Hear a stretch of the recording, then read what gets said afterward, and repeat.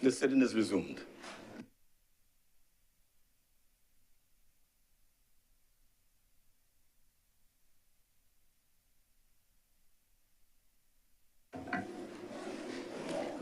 Order number 12, sir.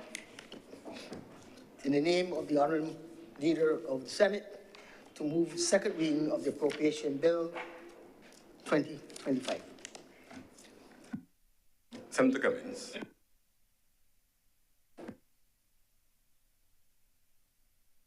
To the Senate. This morning, we are here to commit to this honorable chamber the proposals for the estimates of expenditure for the financial year 2025 to 2026.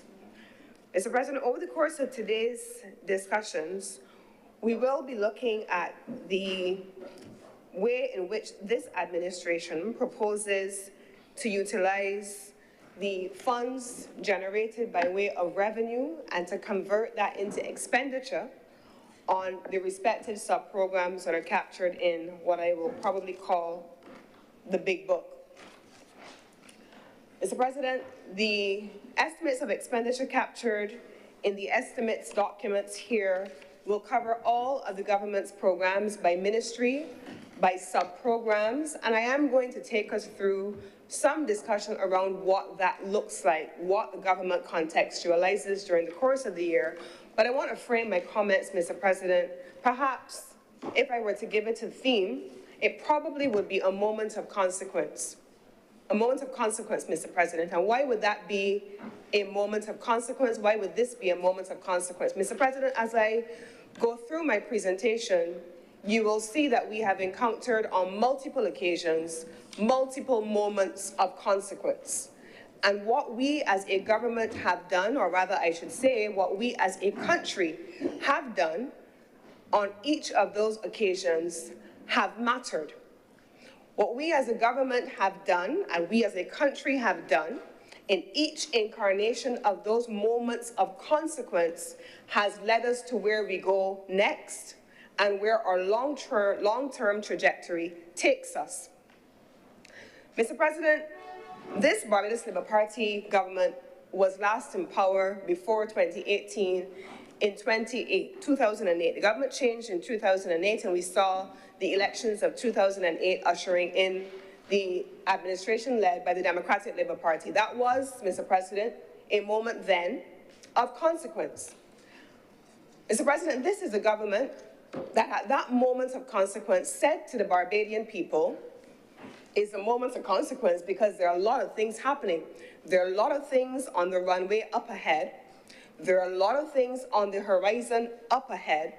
And there are any number of things that we as a people, as a country, and in selecting a government must take into consideration in that choice. Mr. President, in 2007, and I want to take us very quickly because I don't want to depend on the government of Barbados's word on its own. I don't want to depend because on more than one occasion we have had persons who have wanted to raise any number of issues with reports, and now we are at a stage where central bank reports are now being called into question as if we do not understand the importance of our integrity of our institutions. It is a dangerous thing when people in the pursuit of political gain begin to impugn the integrity of our own institutions created by us and for us. But there's a reason why that perhaps could be done, and I'm going to come back to that a little later. Mr. President, in 2007, the IMF Article 4 consultations issued a report. And in that report at that time, they spoke about where Barbados's economy was. It talked then about what Barbados needed to consider, what Barbados was looking at up ahead, and where the government's efforts had rested. Mr. President, those reports, which I will spend a few moments in over the course of my presentations this morning, I am going to speak about the report of 2007, what the moments of consequence of 2008 said to Barbados. Then, Mr. President, I will take us through from 2008 the IMF reports, and every international agency on where Barbados evolved between 2008 and 2017, Mr. President, because let there be no mistake, the Democratic Labour Party has absolutely no credibility, any authority to speak about questions of debt, to speak about growth, to speak about development, to speak about investment in people, and certainly not to speak about our social safety net. Let the record, which is published from 2007, 2008, up until 2017, be reflected. There is no member, Mr. President, of the Democratic Labour Party that can stand in this chamber and in any other place and dispute and call into disrepute, I should call it, the reports of the International Monetary Fund. You know, people say that you don't rate your own. So let them impugn the reputation and the integrity of the Central Bank of Barbados. Let them do that, because governments will change over time and they will want that integrity to be intact whenever that time comes. But let them do it now for cheap political points. But I want to know if, who, where, and when is going to stand in front of a microphone and speak about the work of the International Monetary Fund, the reports of the World Bank, the reports of the ratings agencies, and speak about them as if they have not spoken authoritatively on the basis of their engagements with this country. But Mr. President, as I go through my presentation today, I am not only going to talk about the macro. I am not only going to talk about the tale of two governments. I'm not. Because the record is clear, and there are those who don't want it to be what it is, but it is what it is, whether we like it or not. You cannot step back from it. You may want it to be something illustrious, but I'm telling you the record does not support what you want it to be. Mr. President, I would love to be something other sometimes than what we are. I would love to be 5'8", tall, long, thick, lustrous, black hair, white, and but I'm not that, Mr. President. So I can't pretend that I am. My hair is thin, it is short, I am short, and I'm a proud black woman, and I'm happy with that. And it is mine, as I'm being told by the colleague here, it is mine. So, Mr. President, as much as we would want to be something else, the Democratic Labour Party is what it is. It is a poor steward of this country's management. It is a poor steward of this country's fiscal resources, and the tale between 2007 and 2018 tells the tale in well, unquestionable documented form. We cannot pretend we're not what we are. But I want, Mr. President, because I know that there's been a conversation, and I understand the conversation, I actually agree with the conversation.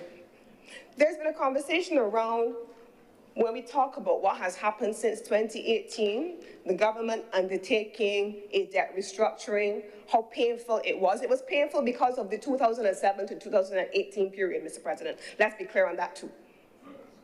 It was painful because of what the government had to do because of the previous governments did not do it, despite multiple calls to take corrective action.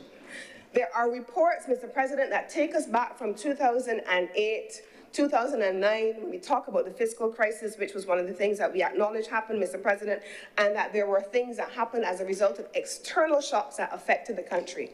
I will, as I go through my presentation today, in a tale of two governments, a tale of two parties, a tale of two different leaders, also show how this government responded to external shocks relative to how the Democratic Labour Party responded to the 2013 external shocks. A tale of contrast, Mr. President. Two governments facing external shocks, one short-lived, 2013, and the other completely devastating and long-term, globally, and certainly nationally. How did these two governments, at two different points of consequence in our history, respond? Chalk and cheese, as the Barbadians would say. Chalk and cheese, night and day. And literally, night under the Democratic Labour Party dark, and light had come to Barbados under the Barbados Labour Party in the recovery from the Democratic Labour Party's leadership of the country, and then to face a global pandemic and all the things that came with it. Night and absolutely different day, Mr. President. But I go on, because, Mr. President, recovery, anchoring an economy and restarting an economy from absolute devastation is high-level, fancy footwork. It don't really resonate with people on the ground. People at the end of the day want to know not just the macro fundamentals. So we are a government, yes, that, Mr. President, has taken the economy from 2018 and begun the debt restructuring process, enter the enhanced financing facilities, fund facility of the IMF, undertook an aggressive and, yes, a painful debt restructuring. That's what we had to do. We had to make the decisions because sometimes, Mr. President, your parents, your uncles, your aunts, your so, just like Buckley's, Mr. President, it tastes awful, but it works. It tasted awful. None of us liked it, Mr. President, but the record will show, and the reports from all objective entities have confirmed it worked, Mr. President, notwithstanding the external shocks, notwithstanding that. But at the end of the day, Mr. President, there is no central bank report on the macro fundamentals that will say to the single parent in Deacon's Farm that there is food on their table when there is not. Just like the Democratic Labour Party cannot pretend that they were not poor stewards of this country, that single mother cannot pretend that there is food on her table when there is not. When we are in communities across the country, Mr. President, people want to be able to connect with what they consider the day-to-day issues that affect them. When we talk about fiscal reserves, the reserves and the exchange rate, that's macro.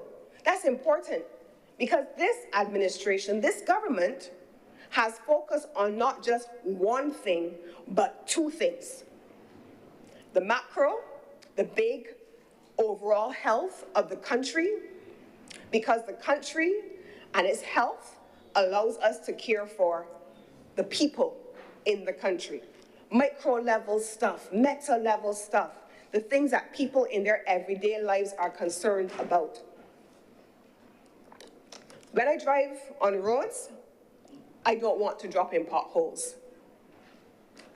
That is what matters to people. When I put my garbage out, when the nights come, I don't want stray dogs or cats to come and rummage through it and strewn it all over the place and dirty up the road, the government road. I want to know my garbage is going to be picked up. That's what matters to people. When I put my hand in my pocket, Mr. President, because I want to be able to have a job, I want to know that I have money in my pocket because I went to work this week, Mr. President. Those are the things that matter to people. So employment levels matter to people because behind employment levels are real people. They're not just numbers. When the central bank governor speaks and the Prime Minister of Barbados speaks and the Minister and the Ministry of Finance speak and they speak about the macro fundamentals and they talk about the things that have been done, Mr. President, in this country to stabilize and secure and to set a trajectory for the way forward, Mr. President, it is because they understand that the micro also matters. It is because they understand that when you buy garbage trucks, people want to have those garbage trucks coming out on a regular schedule and picking up their garbage in front of their houses. People want to know that when they leave their houses and they stand up by the bus stop, with the bus shelters, that a bus is going to be coming. And they're not waiting for buses that have never come. That happened, Mr. President, because the Democratic Labour Party didn't buy a single bus in 10 years. Mr. President, people want to know as well that the social safety net is preserved. People want to know that when they go in other sessions, Mr. President, we have talked about the social policy issues. We'll talk more about those and we'll hear those issues during the course of today. People want to know that they can access services and get help for the most vulnerable among us. people on the ground do not connect with the macro levels because that's not what's in their day-to-day, Mr. President. And so this government has had to be able to and continues to be able to walk and chew gum at the same time, Mr. President. That is why in the IMF staff reports, and I want to take us to the IMF staff report, it is the IMF Monetary Fund Article 4 consultation, Mr. President. The IMF had a couple of things to say in Barbados. In 2014, I'm going back to 2014, but I'm going to come backwards to 2007 in a little bit, just because this one is open on my screen. Economic performance has been weak, and public debt has been high. Foreign reserves are under pressure as fiscal and external balances widened in 2012 and further in 2013. The government at the time announced ambitious budget consolidation proposals in 2013 aimed at strengthening the fiscal position and arresting the slide in reserves. Mr. President, the report went on then to speak about where Barbados was in 2012 and in 2013. They talked about the widening debt, Mr. President.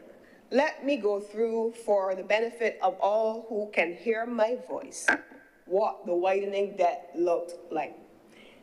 In 2008, Mr. President, the debt to GDP ratio was increased. It went from 71.09, Mr. President, reflecting increasing public debt. In 2009, Mr. President, it rose further to 86.85. The Barbados Labour Party was not in power. In 2010, Mr. President, it rose further to 93.62%. 2011, it continued to rise, 115%, Mr. President, and it continued on its upward trajectory. 2012, 112%, 2013, 120%, 2014, Mr. President, 130%, in 2015, 141%, in 2016, 147%.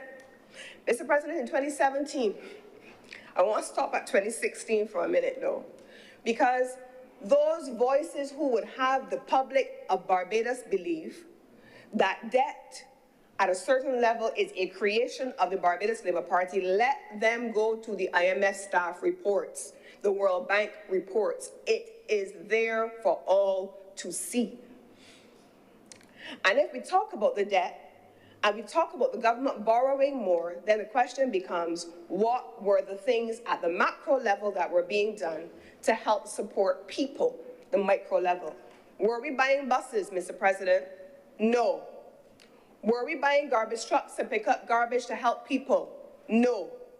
Were we expanding the social safety net? In fact, Mr. President, in the IMF staff report of 2016, the IMF said something that I consider to be powerful. The IMF staff report of 2016 talked about the importance of fiscal consolidation, reducing the debt, implementing monetary measures that would help to address the spiraling situation and the weakening performance of the country, address the issues of growth. But they also said something that was important, Mr. President, to the Democratic Labour Party, though, not to the Barbados Labour Party. They said, preserve the social safety net. These people who walk in the life and breath of this country talking about people, though, these people who want to preach to this government, though, they were told to preserve the social safety net. But what did they do, Mr. President? What did they do? This government, at the time of 2016, that cut University of West Indies education, that same one, preserve the social safety net. The social safety net, Mr. President, of education that is directly and positively correlated to social mobility, jobs and empowerment, people, and allowing people to move income classes upward because of access to education. This government that was told to preserve the social safety net removed it. But they would want us to believe that they are other than they are. This, in 2016, was a moment of consequence, Mr. President. It was a moment of consequence. By 2017, Mr. President, this same Democratic Labour Party administration that has bladed the Barbados Labour Party for attempting in 2018 to, one, clean up the fiscal mess that they created, the social mess that they created, the economic mess that they created, the monetary mess that they created. This government in 2017 commenced debt restructuring discussions of their own. With whom? The IMF. It is captured in the IMF staff report of 2017. They would want the country to believe they are other than they are. So even before we came into government, they recognized that they had to do something. It could not continue, Mr. President. Let there be no ambiguity about it. The Democratic Labour Party has no authority, credibility, integrity to speak about the debt restructuring in this country. None, Mr. President, none. They started the discussions, but did not have the guts to do the work, even with an extended period of time for an election that was during August of 2018. Even with 3 more months, they couldn't do the work. So the Barbados Labour Party came into office in 2018. And Mr. President, they have attempted to weaponize the Prime Minister's words when she said, "Give me the vote and watch me." They have attempted to weaponize it. Okay. She said, "Give me the vote and watch me." But what they did not pay attention to, Mr. President, was that this administration, this leader, does not engage in hollow machinations at all. I had never met the Prime Minister before. I believe it was 2017. I'd never met her before. And at the time, the Prime Minister hosted a series of meetings, sector by sector, group by group. Not just any people, but the people who were deeply embedded and vested in each sector. Not just where it was, but where it needed to go. She did that. Across the way, in the West Wing, which is under renovation, there are 2 conference areas, 2 meeting rooms over there, and large groups of people frustrated with the Democratic Labour Party at that time, or simply willing to give the leader of the opposition, as she was at the time, the respect that she had earned, not by shouting and theatrics, but by substance. By substance, by doing the work. And we met. I was one of the persons who met on that other side of this honorable chamber. Education, to trade, to services, to the economy, to fiscal matters, every single matter. And you know, one of the things that I have loved about this Barbados Labour Party, and they try to weaponize that as well, this Barbados Labour Party surrounds itself with people who are experts in their discipline. People who come to serve because they have a given amount of expertise in whatever they, not just want to have expertise. The Democratic Labour Party measures on what you would want yourself to be. We measure on what you already are and how we can get you to be a little bit further. So yes, Mr. President, people who are experts and had local, international, regional expertise in a given area, I could get up tomorrow morning, Mr. President, and decide, you know what?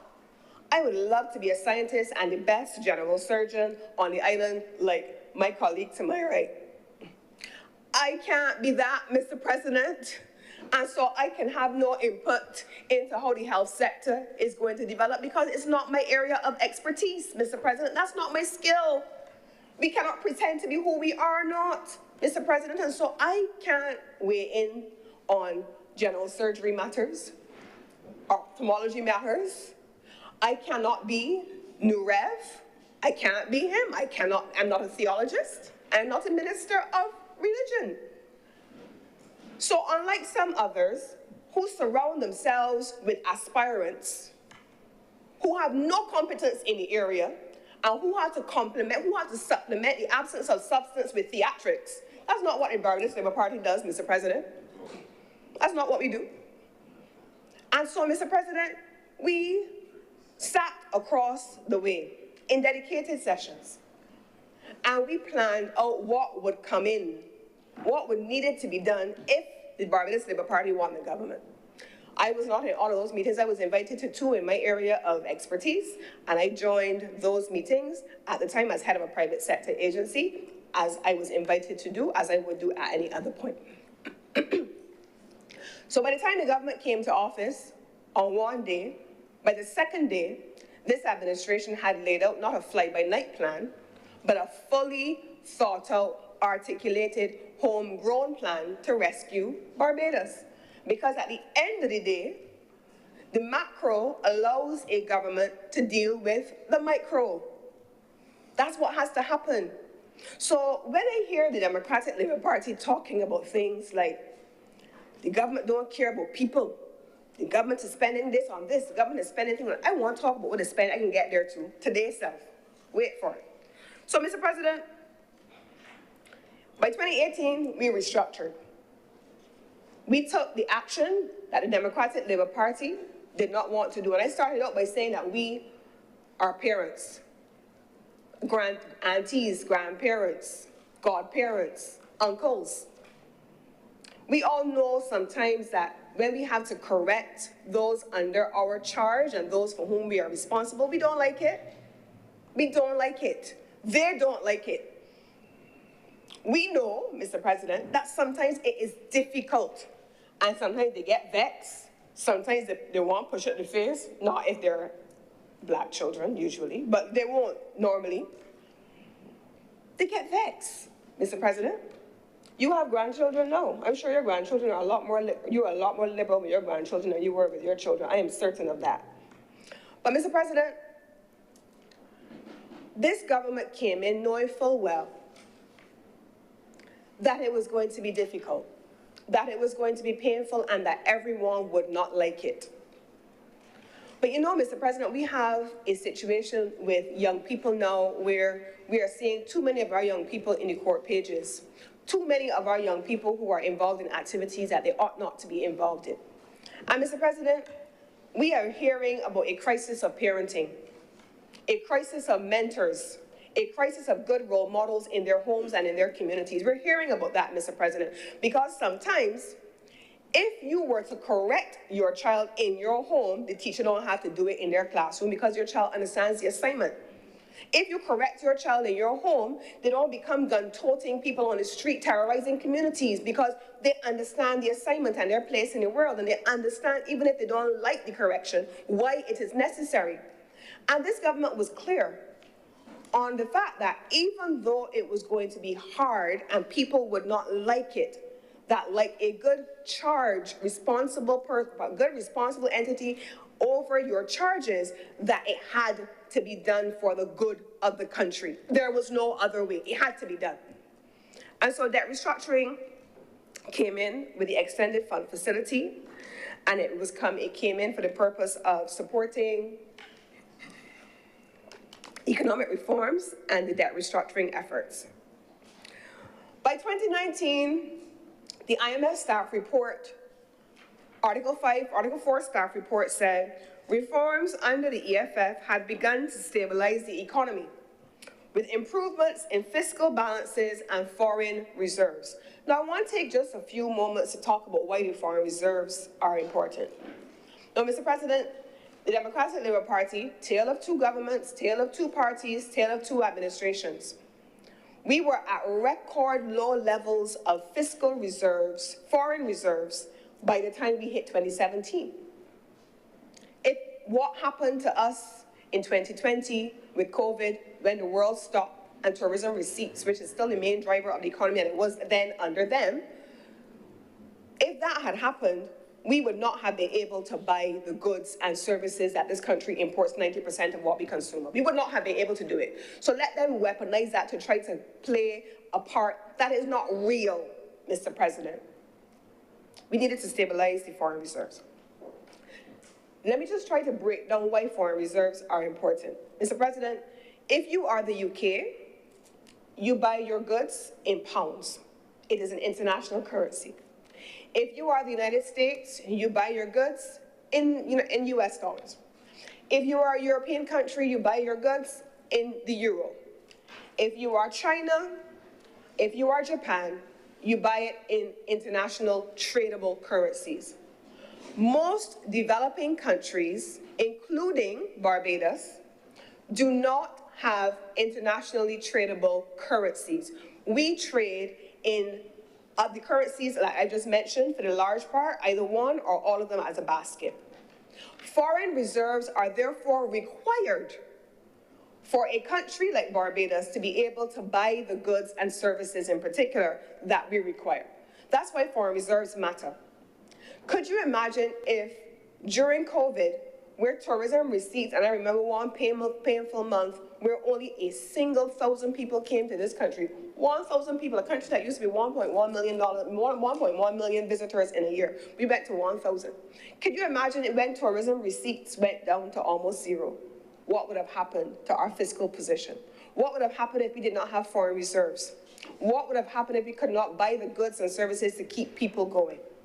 That is what was important between the Barbados Labour Party, with multiple weeks of foreign exchange cover, versus the Democratic Labour Party about to run out of foreign exchange.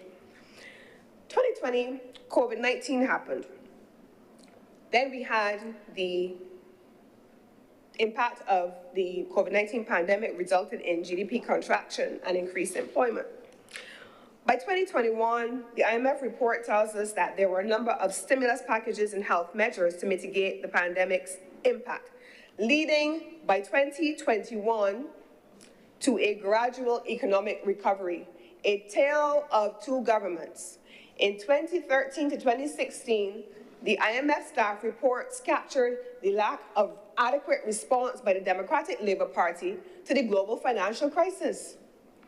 And the reports for that period speak about sluggish to no growth, historic unemployment levels, limited foreign reserves and declining foreign reserves, and I have already shown you increasing levels of debt. By 2022, Mr. President, we saw an economic recovery and a rebound in the related sectors contributing to economic growth. In 2023, the economy further expanded, driven by robust performance in the tourism sector and related construction activity and in financial services. By 2024, the IMF went on to say then, preliminary estimates indicate continued economic growth, supported by diversification efforts and infrastructure development. The debt to GDP ratio, you're hearing me, the debt to GDP ratio declined to approximately 105% by September 2024, reflecting successful fiscal consolidation efforts, Mr. President. That is the tale of two governments. That's the macro, Mr. President, and I want to pause on the macro because I want to then get into the specifics. What did government do for that corresponding period, Mr. President? When I went through the sectoral expenditure data for the entire period, Mr. President, from 2008 all the way up to 2025, it took some time because obviously from government to government, the heads of expenditure change, the ministries are changing around, and so sometimes it was not the easiest thing to be able to find all of the data. But in terms of total expenditure, the IMF acknowledges that it fluctuated by sector based on economic conditions, and with notable increases during the expansionary periods where we saw economic stimulus due to injection of capital, and on the contrast, contraction during austerity measures. Mr. President, in 2008, we saw the economy in terms of the debt to GDP ratio. I've already gone through that, Mr. President, and then we start to talk about the various sectors. You will hear during the course of the next 2 days from the Minister of Health, Minister of Education, and you will hear from us about our social services spending. Those are the things that affect the micro, people. People want to know how these estimates, because there's nobody, and I'm telling you now, I own it myself. If I was not in this honorable chamber or before I was in this honorable chamber, if I was not working in government, the likelihood of me picking up this book and going through it in a level of detail that we go through it is slim, next to none. And regrettably, because that is a reality for the majority of Barbadians, it allows the Democratic Labour Party to mislead. It allows them to say all kinds of inflammatory things because they know that the headlines will be what they capture and the people will not read the details of it. They know that, Mr. President, and they have counted on that in order to score cheap political goals in their favor. So, Mr. President, what we are seeing here now, Mr. President, as a percentage of the budget, and I want to take us now through 2008. In 2008, the health expenditure budget as a percentage of total expenditure, 2008 was at 11.22.8%, 11.3%. By 2009, it had gone down to 11.6%. 2010, it went down to 10.73%, Mr. President. By 2011, it went down even further, and it continued through 2015, 9.07% of total expenditure. The Honorable Minister of Health, in his presentation, I am sure, will tell you what has happened since then. But I want it to be on the record that while Barbados historically has always spent the majority of its budget, its estimates of expenditure on health and education, in the Democratic Labour Party period post-28, it went to its lowest levels on record. The same thing applied, Mr. President, to education as a percentage of the total budget. And that included slashing support for the University of the West Indies. And I want to pause here just for a moment to congratulate the University of the West Indies' newest Chancellor, the Most Honorable Mr. Doddridge Miller, who was installed as Chancellor just on Saturday night. We were very pleased to be able to support him at University of the West Indies on Saturday night in his installation, and also to be in a position to hear his vision for the connection between the development of Caribbean civilization and the education sector, and the role that the University of the West Indies plays sitting at the nexus of that development trajectory, Mr. President. So this is the government, this government, that prioritized once more the investment in the University of the West Indies, Mr. President. And so these estimates, under what matters to people, these estimates, in education this year, Mr. President, and you will hear from the Minister of Education during the course of this debate, the expenditure, Mr. President, on education is $474 million in expenditure, Mr. President, of which $98 million is assigned to the University of the West Indies. That is what this government did to make sure we took care of people, the micro, the fundamentals, not just the macro. So dismiss the central bank, dismiss economic growth, dismiss the high-level development and the transformation of the economy. But those things, Mr. President, have allowed this government, even when we did not have economic growth in 2018, to assign the resources under the estimates of expenditure to the University of the West Indies, so that the single mother, who herself never had an opportunity to go to university, but always dreamed and hoped that the history and the legacy of Errol Walton Barrow that allowed her to go to university that was destroyed by his own party, that she could go back to the University of the West Indies. But it is the party of Tom Adams that brought free education back to the University of the West Indies, and it was the party of Tom Adams that said to the Democratic Labour Party, no, you can defile your own legacy, and if you don't know your own history, we are going to teach you. We must restore tertiary level education to the University of the West Indies, and we've done that. It is captured in these estimates in an assignment of $98 million, Mr. President. The things that matter to people, the things that people want to be able to hear. The health minister is going to speak today, and I've already shown you how, as a percentage of total expenditure over the last several years, how this administration has continued to increase its allocation to health. $294 million, $217,812 allocated to the Ministry of Health in these estimates, Mr. President. The things that matter to people. In environment, under the Ministry of Environment, Mr. President, the things that matter to people, and I've spoken about it before, are your garbage trucks coming out into your community to collect your garbage. $101 million, $121,000 allocated to the Ministry of Environment. And the reason why I say the Ministry of Environment is because it is under that ministry that garbage collection falls. It is Sanitation Service Authority falls under the ministry with responsibility for environment, yes. I see some puzzled looks, but I suppose it's not just one person who doesn't know how to read a big book. But the Sanitation Service Authority falls definitively under the Ministry of Environment. In transport, Mr. President, a significant portion of Barbados's debt has come under the Ministry of Transport and Works, specifically from the Inter-American Development Bank and from CAF.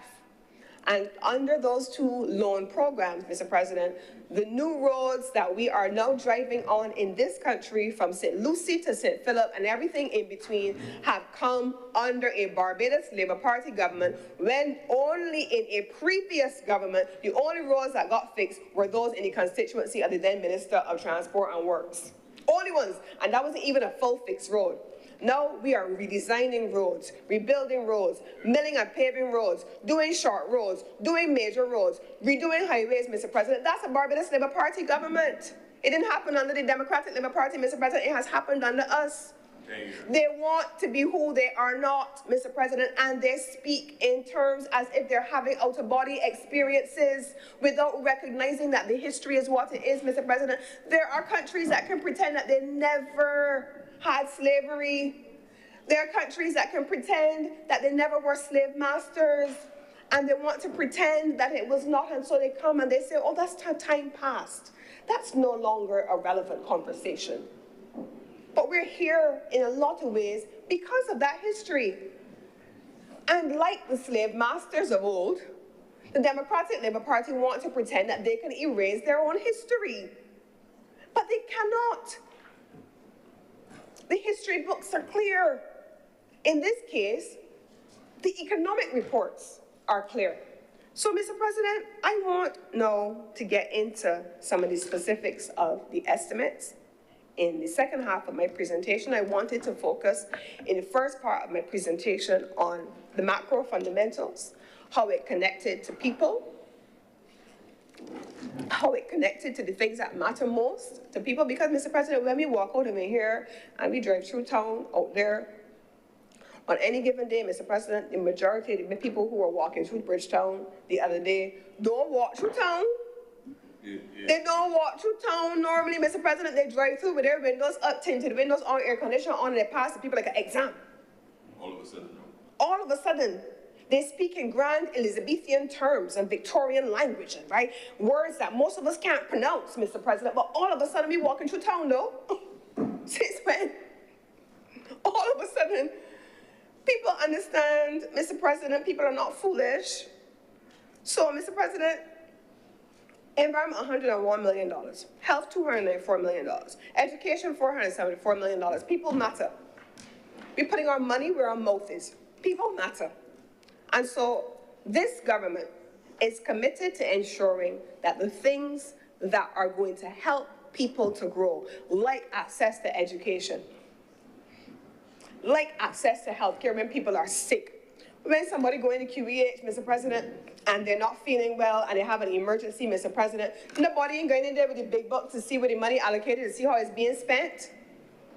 They just want to know that they are having the benefit of what was promised by a government, and by a historical government at that, because every successive administration in this government has had a couple of holy grails.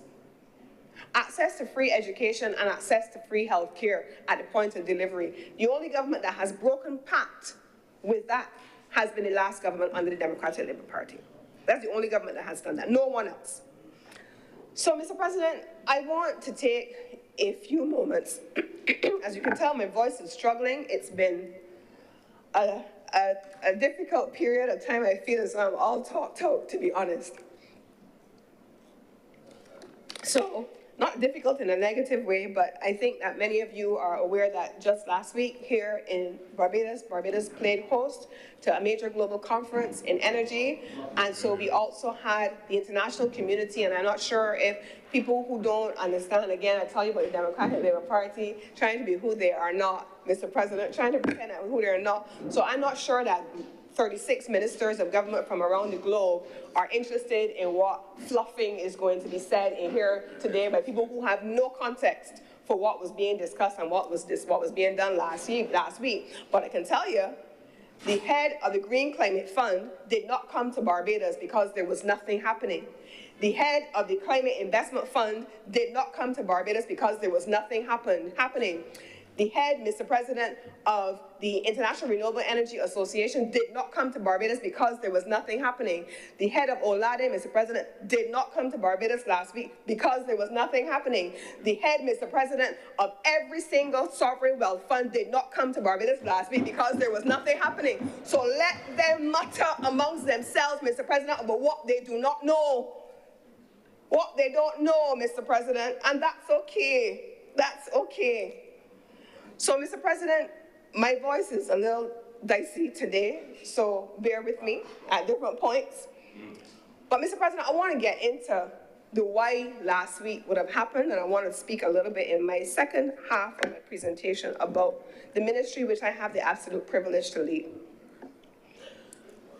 Mr. President, on these matters, specifically as it relates to energy, I am deliberately not politicizing any of those issues because, Mr. President, if I were to do so, I would say that the earliest licenses for renewable energy were issued in 2015, 2016.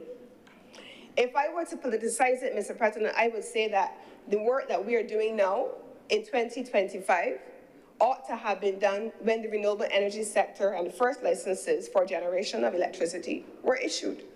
If I were to say that, but that work was not done then, Mr. President. It was not done in 2016. It was not done in 2015. It was not done in 2017. It was not done, Mr. President, in 2018. And so we are now in the process of doing all of the development work to make sure that we're able to allow for a orderly transition to renewable energy. We're closer to the 2030, 2035 period than we were when this whole thing started. But it means that we're now on an accelerated timeline. In these estimates of expenditure, Mr. President, my own ministry does not have the level of expenditure that is earmarked for other ministries. Because while this matters to people, and it is fundamental to the industrial sector, it is fundamental as well, Mr. President, to the transportation sector, which constitutes a huge part of the consumption of energy, Mr. President. It represents an important issue for householders. These are things that will come up, Mr. President, and I'm going to take us through them right now. Mr. President, when I assumed this chair and I started to anchor this ministry, we found ourselves dealing with a number of things that needed to be resolved.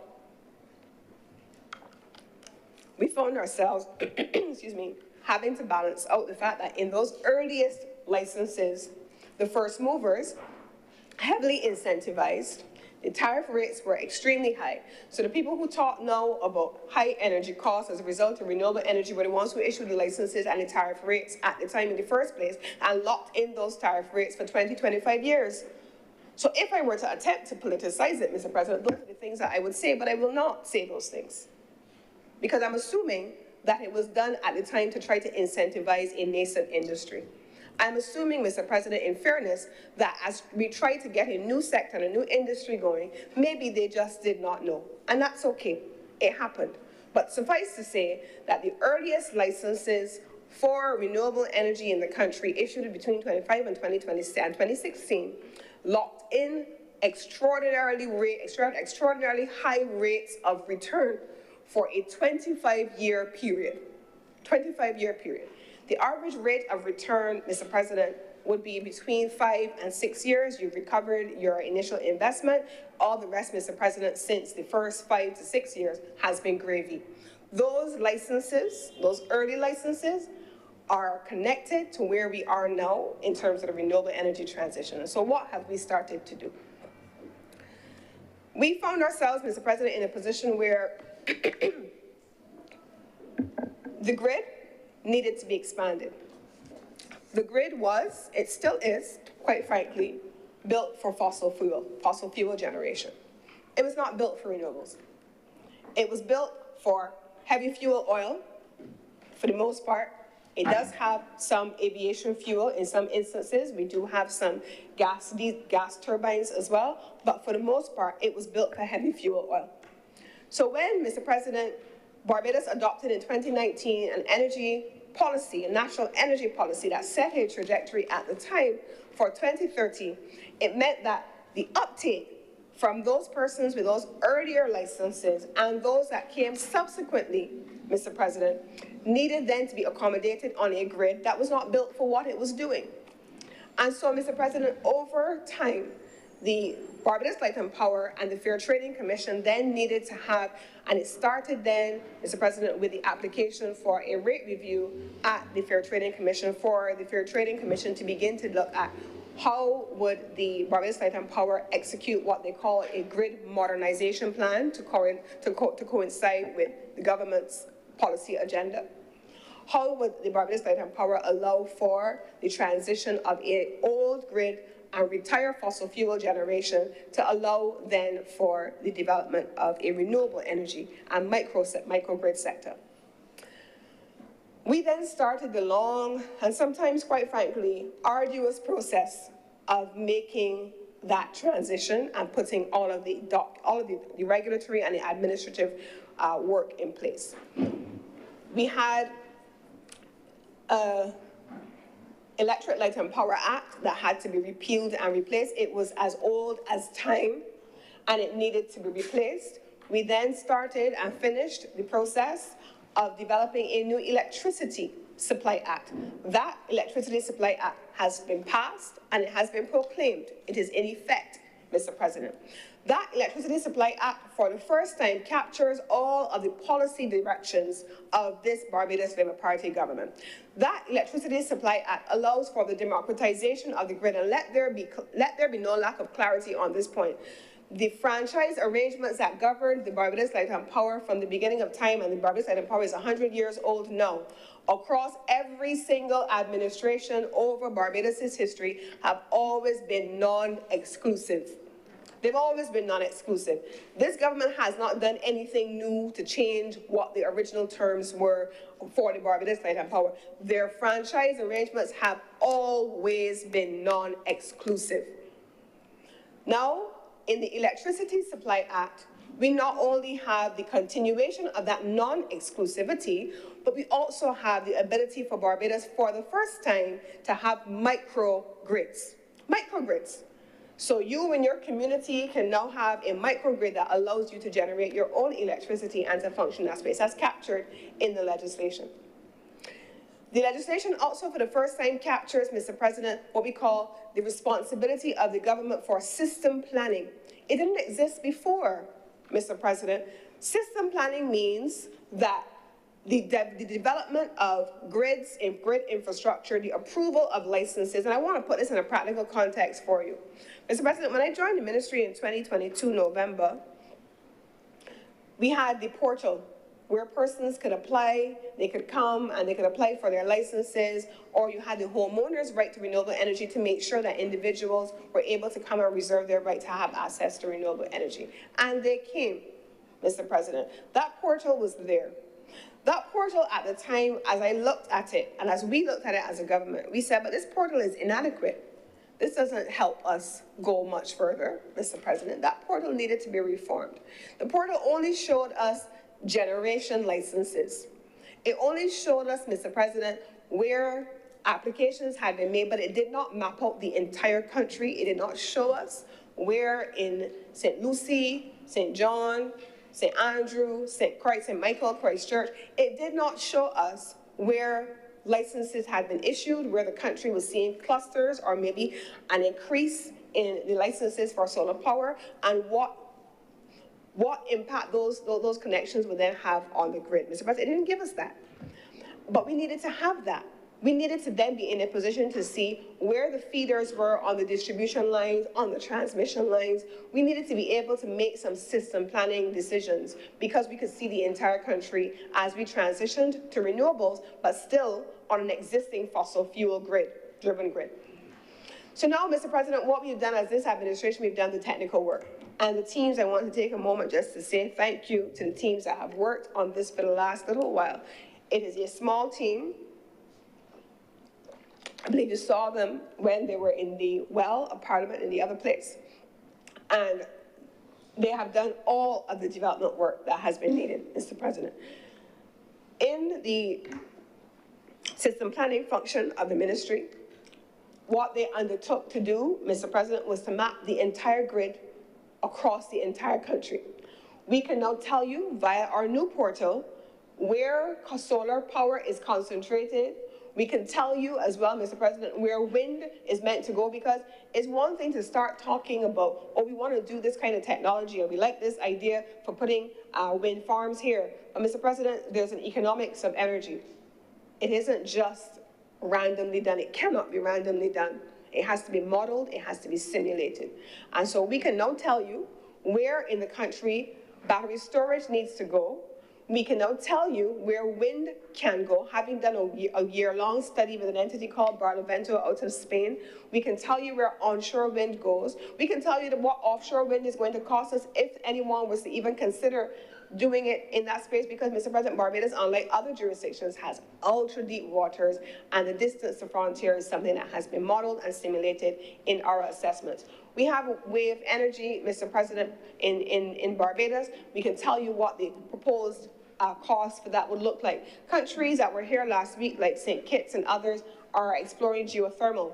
Barbados doesn't have geothermal, but those other countries do. But how do we look at having an interconnected grid across multiple jurisdictions across the region and elsewhere?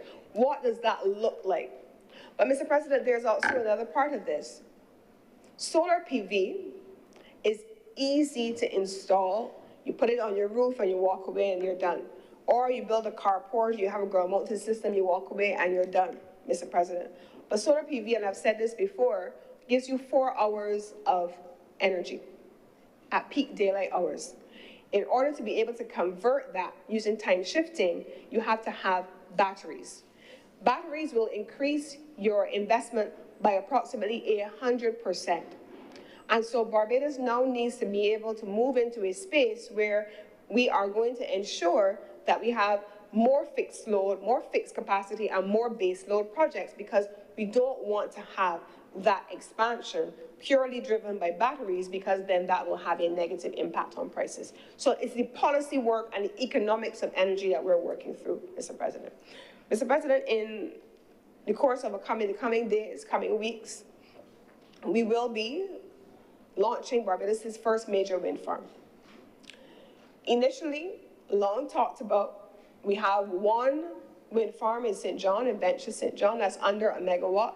We have another one that ground was broken on in Ashford in St. John, that's also supposed to be under 1 megawatt. We don't have anything larger than that, but wind, unlike solar, is day and night. So you don't have to have the additional investment that goes along with solar. Equally, Mr. President, we now have Port Lamberts in St. Lucie and all the way down to St. Thomas, a corridor. 30 to 50 megawatts of wind will be going out to pre-qualifications at the end of this month, no later, Mr. President. And why is that important, Mr. President? Because I've already spoken about fixed load capacity projects being important to the economics of energy. But that project is one that I have a lot of affection for, Mr. President, because that project was new. When we first started doing the Lamberts project, Mr. President, we encountered a community that had had a negative experience in the past with wind turbines. They're big, these things are huge, but in Barbados, if it's strange, if it's changed, you want to make sure that people are able to see, feel, and touch, because they need to understand what it is that they're doing.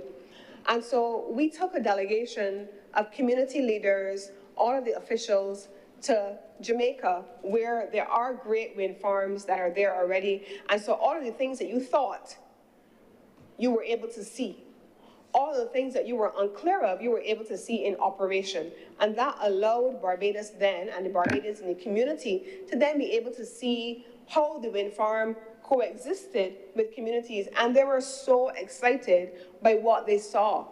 We've since then, Mr. President, hired a community liaison officer from in the community. They are on staff full-time to work with the project developers as well as the community to make sure that there is no lack of information sharing, so that you're not hearing anything outside for the first time. This is a government that started listening from an opposition and developing coherent policy frameworks before we were in government, and we have continued to do the same thing since we came to government. So we don't go into any project without talking to people, speaking to and hear what they want to say, what they want us to say.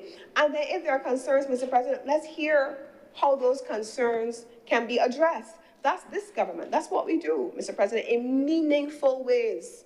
Never, ever, ever theatrics on this side, Mr. President, never. And so, Mr. President, we want also to be able then to launch during the course of this year, the hydrogen project that you may have heard me speaking about. Again, more fixed capacity projects, more base load projects. That project allows us to be able to use battery storage for short-term storage, but to use hydrogen for long-range storage. That also helps to drive the cost down. It helps to drive the cost down. So those are some of the things that we are doing now, Mr. President. Mr. President, during the course of this financial year, you will see it captured in these estimates. We will be creating a series of initiatives. One, the electricity planning unit, which was created 2 years ago, and we have been looking for persons to populate that unit. We now are going to be looking to develop a dedicated projects unit where persons on contract can come in and provide support to the Ministry of Energy so that we are able to build capacity, not just in the ministry, but within the country, in particular, in newer forms of technology, like wind, like the hydrogen project that I just spoke about, and any other new technologies that are still to come. Mr. President, equally so, also still in the Ministry of Energy, we acknowledge that in the same way that you're building community development, you're building community liaisons and community relationships, you have to build skills. Before we had a solar industry, we did not have, at any point in time, we did not have the kinds of skills that we have now for persons doing solar PV. We have them now, Mr. President, because the industry has developed. But what of persons who are skilled in hydrogen? What of persons who are skilled in wind? And so equally this year, in these estimates of expenditure, you will see the investment in the building of skills and capacity in partnership with the tertiary level institutions on island to be able to ensure that Barbados is able to develop our local capacity in these areas. Mr. President, those are some high-level investments in the Ministry of Energy as my voice continues to go. In the Ministry of Business, I'm going to come back to energy in a little bit, but I'm linking energy and business deliberately. The energy sector and the business sector are so closely intertwined. They're interrelated. The business sector, and I want to take a moment here just to address something that I saw written over the course of the weekend.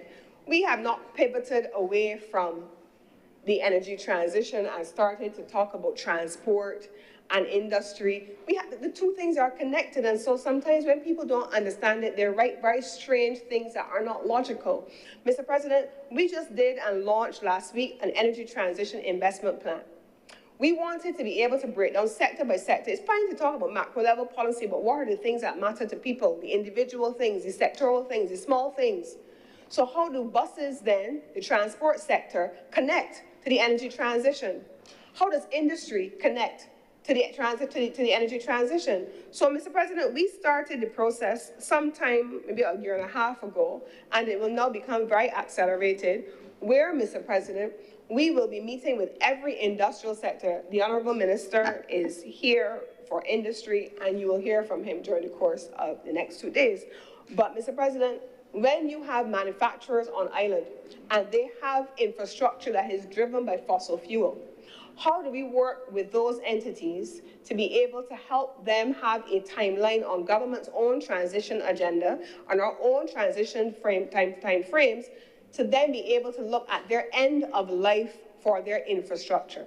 And quite simply put, the Barbados Light and Power has a retirement schedule for their fossil fuel generation capacity. We know, as has every government historically known, because it is submitted as a requirement by law under the Fair Trading Commission legislation, under the Utilities Regulation Act, it has always been submitted. It is submitted to the Fair Trading Commission, and they have a retirement schedule. The retirement schedule then says, by X date, we expect to retire this piece of infrastructure. By Y date, we will retire that piece of infrastructure, and it is phased out. If there is a change for any reason, then that has to be reported by law, to the Fair Trading Commission. And so equally, Mr. President, we want to be able to work with the industrial sector, the industrial community, to be able to identify what infrastructure assets you have that are driven by fossil fuels, what is the planned retirement schedule, and then to map out what your capital expenditure may need to look like to facilitate your transition to a renewable energy source of power. Those are the kinds of things that we're talking about. So it was a little troubling to see what I read, I believe, in one of the newspapers on Saturday, because it was an editorial, because they clearly did not understand what was captured in an investment plan, which gets into the weeds of an overall national roadmap. So it gives numbers for the first time. It gives sectors for the first time, and it tells you what needs to be done within what time frame. And these estimates capture much of that. And so the relationship between the business community, between the industrial community, and the energy sector is represented in these estimates and in Barbados's Energy Transition Investment Plan. Mr. President, 2 weeks ago, equally,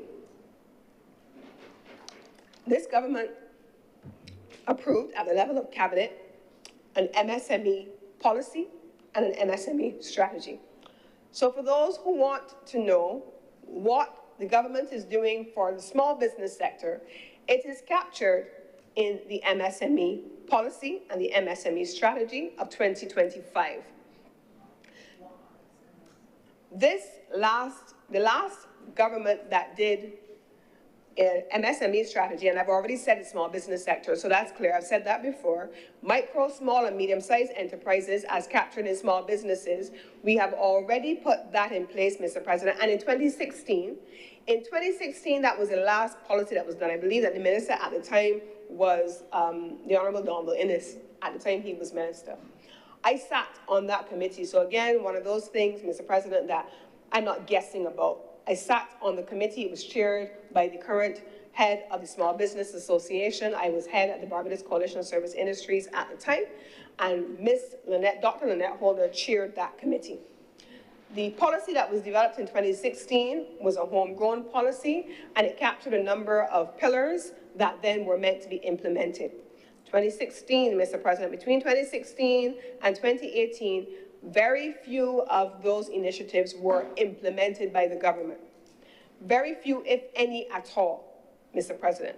The one that I can confirm, because we've done the analysis, was a proposal at the time for factoring for small businesses, but that was it, and it was discontinued almost as soon as it started. Then in 2018, Mr. President, we looked at the MSME strategy, and then 2020, further on, we had a further revision of that document, and we had the 2020 update of the 2016 baseline. But Mr. President, look at 2020. We're in 2025. What happened in 2020? COVID happened. The world shut down. Businesses moved from storefronts and brick and mortar to then having an overabundance of online presences emerging. People started to do business differently. People had different concerns, different constraints. People had all kinds of innovation coming into the business space. And we felt as a government that we could not, coming out of the pandemic, go with an earlier incarnation of a business strategy that did not take into account how the business community had evolved post-COVID. And so, Mr. President, last year, we commenced a body of work to take all of those things into account. And we have had that approved by Cabinet 2 weeks ago, and it will be laid in this honorable chamber so that all Barbadians would have access to that policy document. But that policy document, Mr. President, because we are a government that focuses on delivery and implementation. The 2016 report was largely unimplemented. The 2025 report, Mr. President, we have agreed with Cabinet that within 6 months, the ministry with responsibility for business will return with a roadmap for implementation that says, how are we going to, sector by sector, pillar by pillar, sub-theme by sub-theme, how are we going to implement this over the next year? The body of work, Mr. President, for the upcoming financial year, 2025 to 2026, is already captured in these estimates, and you will then see from 2026 to 2027 onward how those onward years will then be captured in our estimates of expenditure. Mr. President, we also had, over the course of this last year, we launched an initiative called Price Check. The expansion of Price Check in these estimates is also captured. Why did we do Price Check, Mr. President? And let it be clear as well. The Democratic Labour Party would have the public believe that the government of Barbados and its agents, not just the Democratic Labour Party and its agents masquerading under the umbrella of other groups, they will have Barbados and Barbadians believe that the government of Barbados is in control of cost of living and that we live on Mars, whereas the rest of the countries in the world live on Earth. And so, imported inflation, which interestingly is captured in all of these economic reports under the IMF as well, for all of those years that I covered, that imported inflation, and I'm going to go back to them, but only in my wrap up, not no. When I'm wrapping up, I will come back to those things. Deliberately not no. But Mr. President, imported inflation is a real thing. It's a real thing. We have in the business community and in the industrial sector companies that bought a good today at one price that they have paid 40% less than they paid for it 4 years ago. The same good we have seen increase in its first cost by 40%, 50%. There are some goods, Mr. President, that the retailers will tell you are almost 100% more expensive today. When, Mr. President, the Panama Canal was experiencing difficulties as a result of the climate crisis and the water levels fell and ships were backed up and could not get through the Panama Canal, we saw prices increase as a result of increased logistics costs by, in some instances, 250%, Mr. President. When we had COVID and ports and countries were closed down and demurrage charges were being increased, Mr. President, we saw by market, because we did the analysis, in the case of China, with Chinese manufacturing closing down by 40% of Chinese manufacturing, costs and logistics costs increased by 500%, Mr. President. Let nobody tell you that any government, not this government, not the Democratic Labour Party government, not any government with any P, can control first cost in any country. It is not true. They have no control over it, and they're misleading Barbadians with that. It's not true. So when Chinese manufacturing was cut by 40% and logistics costs increased by 500%, the cost of that good when it landed in Barbados could not be controlled by anybody in this country, not the retailer who brought it in, not the port who clears it, not the importer who is selling it, not the person who is buying it from the distributor, and certainly not by the government of Barbados, except in the ways that I am going to describe now, Mr. President. What did the government do, accepting that it had no control over the external environment, but it could attempt to mitigate the domestic environment? In 2022, Mr. President, the government introduced the Prices Compact. It said to retailers, look, people have to still eat. People still have to buy basic goods and services. People have a basket of goods. Now, one person may like steak, but that is not a necessity. That may be a like, that may be a want. But chicken, rice, peas, sanitary items, basic goods, basic items that you need, baby items, sanitary items, those things have been and have remained on the VAT-free list for a reason, so that there's no VAT paid on those items. We now have an expanded list on which VAT is not paid. Equally so, Mr. President, we also had the Prices Compact from 2022, where the question of markups, because Kadir, if the price is already increased overseas, if shipping lines are increasing the prices of logistics, when we had issues in the Suez Canal and ships had to go around, the prices were increased then too, Mr. President, because an importer is not going to absorb 100% of those costs, Mr. President. And let us be clear, don't let anybody tell you, Mr. President, that the importer should eat the cost, because you know what happens?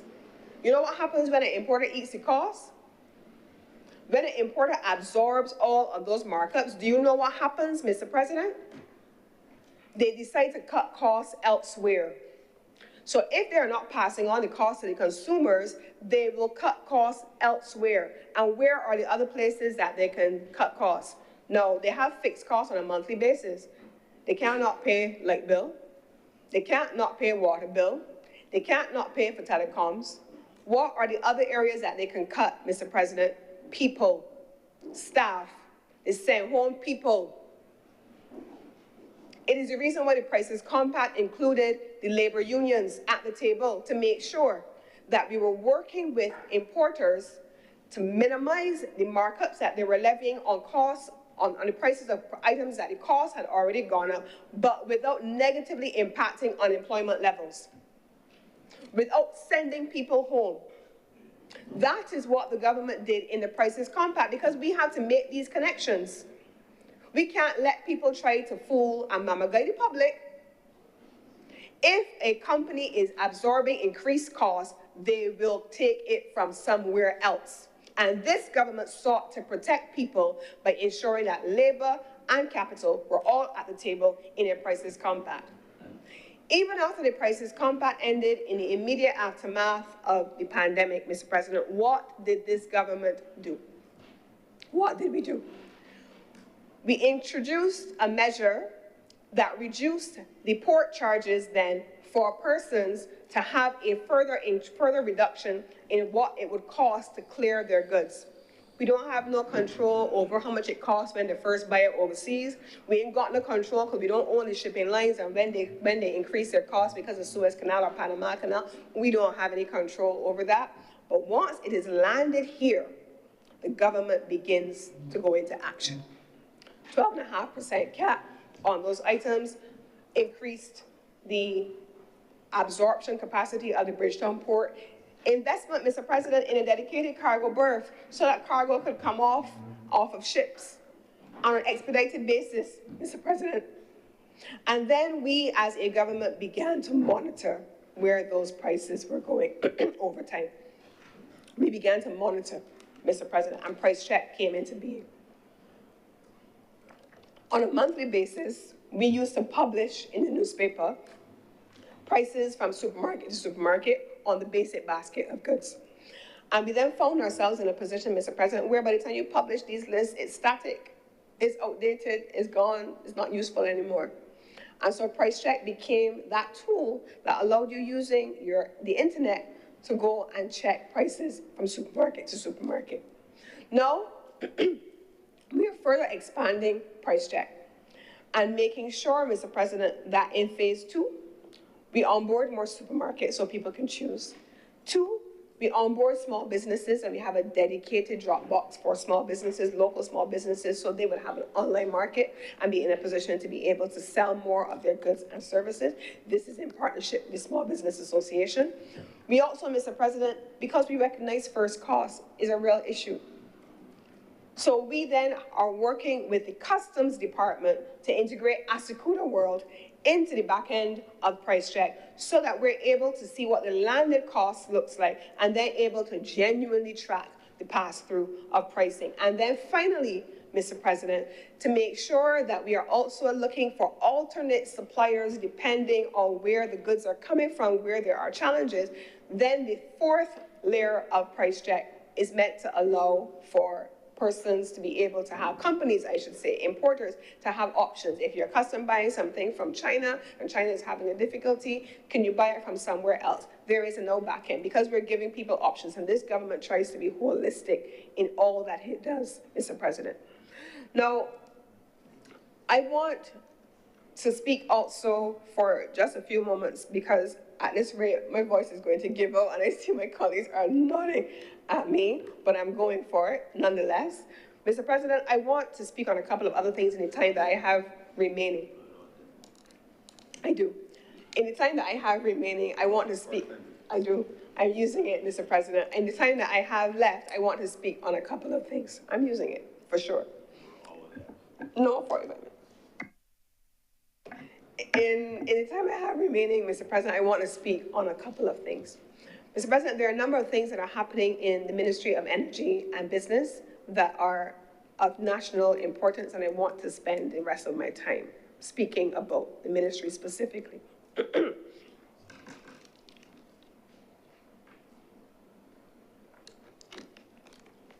This year, Mr. President, we have in our estimates of expenditure $77 million of financing programmed for this year. But if I were to actually calculate how much we actually spend, the truth is there's more that we spend. Mr. President, in the last year, we have developed a partnership with an entity, a number of entities, I should say, that have helped us to do the work of this government. A few years ago, I was somewhere, I don't even remember where I was anymore. I was somewhere overseas, and I was speaking about the importance of procurement and pooling procurement and working with countries like ours to be able to ensure that we would not find ourselves in the kinds of position that we found ourselves in when we were dealing with COVID.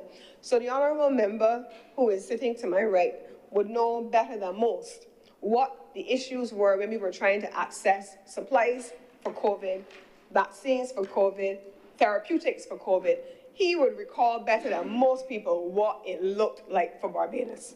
And so what ended up happening, Mr. President, back then was that countries like the African region on the African continent and countries here in the Caribbean developed the African Medical Services Platform. And together, we agreed that we were going to work together to procure supplies. And so a few years ago, I was at an international conference, and I had just given a speech. Thank you. I had just given a speech, and in this speech, I called for the replication of something very similar for energy as had been done for medical services, medical goods, medical products. And a colleague at the time who was there came over to me and said, I heard what you said. I want to introduce you to some people. And they introduced me to an entity that we now know in Barbados known as GEAP, the Global Energy Alliance for People and Planet. Coming out of that, Mr. President, Barbados became the very first country in the world, to sign on to the GEAP Common Services Platform. Under GEAP, Mr. President, they have now financed over the last financial year, and it is being expanded to this upcoming financial year. They have spent in support of Barbados, not me, Lisa, not the Ministry of Energy, but Barbados, $2+ million USD in supporting us in the development work for Barbados's battery energy storage systems that I have spoken about. They have financed, Mr. President, the deployment of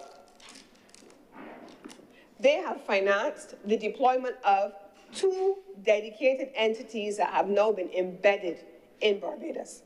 One, RELP, which is an Argentinian-led entity. They were here last week as well, not for fluff, because they're doing work.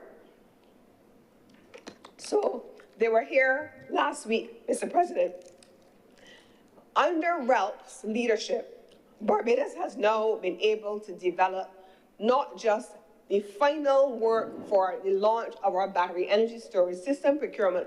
But we have benefited from Barbados now having a dedicated office set up here in Barbados that is meant not just to support the Ministry of Energy's work, but it is now being expanded to support the work from Barbados as a hub across the rest of the Caribbean region. Barbados is now a hub because Barbados has led in this space and done things that other countries have not done. They now want to learn from what we have done. The Lamberts project that I spoke about earlier, Mr. President, that has also benefited Barbados without being captured in these estimates because it has been done under technical assistance. We could not do most of this work ourselves. We do not have the manpower. We do not have the historical expertise to do it all on our own. The International Financial Corporation, the private sector arm of the World Bank, they have led for us on structuring the transaction for the Lamberts project, Mr. President. Not only have they led on structuring the transaction for the Lamberts project, not only have they led on its expansion, Mr. President, because it started out as 30 megawatts, it's now gotten up to 50 megawatts. Not only did they help us to do all of that, Mr. President, but they introduced something, Mr. President, that blends the work of the Ministry of Energy with the Ministry of Business, Mr. President, by incorporating a unit trust model that allows us to create a special purpose vehicle, Mr. President, which will hold all of the assets of the project, and then have a unit trust model that allows small Barbadians, Bajans from in the community and from all over the country to have the ability to invest in the project and to have a share and a stake in a project that is happening in their community, Mr. President. That is what they have been able to do, thank you, and at no cost to this government in terms of its development. We have been very lucky as well to have them financing another entity in support of Barbados. The National Renewable Energy Laboratory, based in the United States, they have also had the benefit of dedicated support to help Barbados. And they, along with the Regulatory Assistance Project, RAP, also financed by GAP. So far, I've talked about REL, I've talked about NREL, now I'm talking about RAP.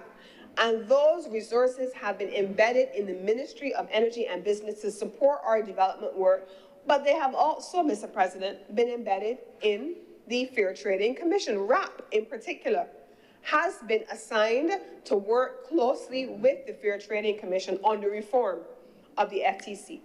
The FTC has not seen a reform for I don't know how long, Mr. President, if it has seen a reform at all.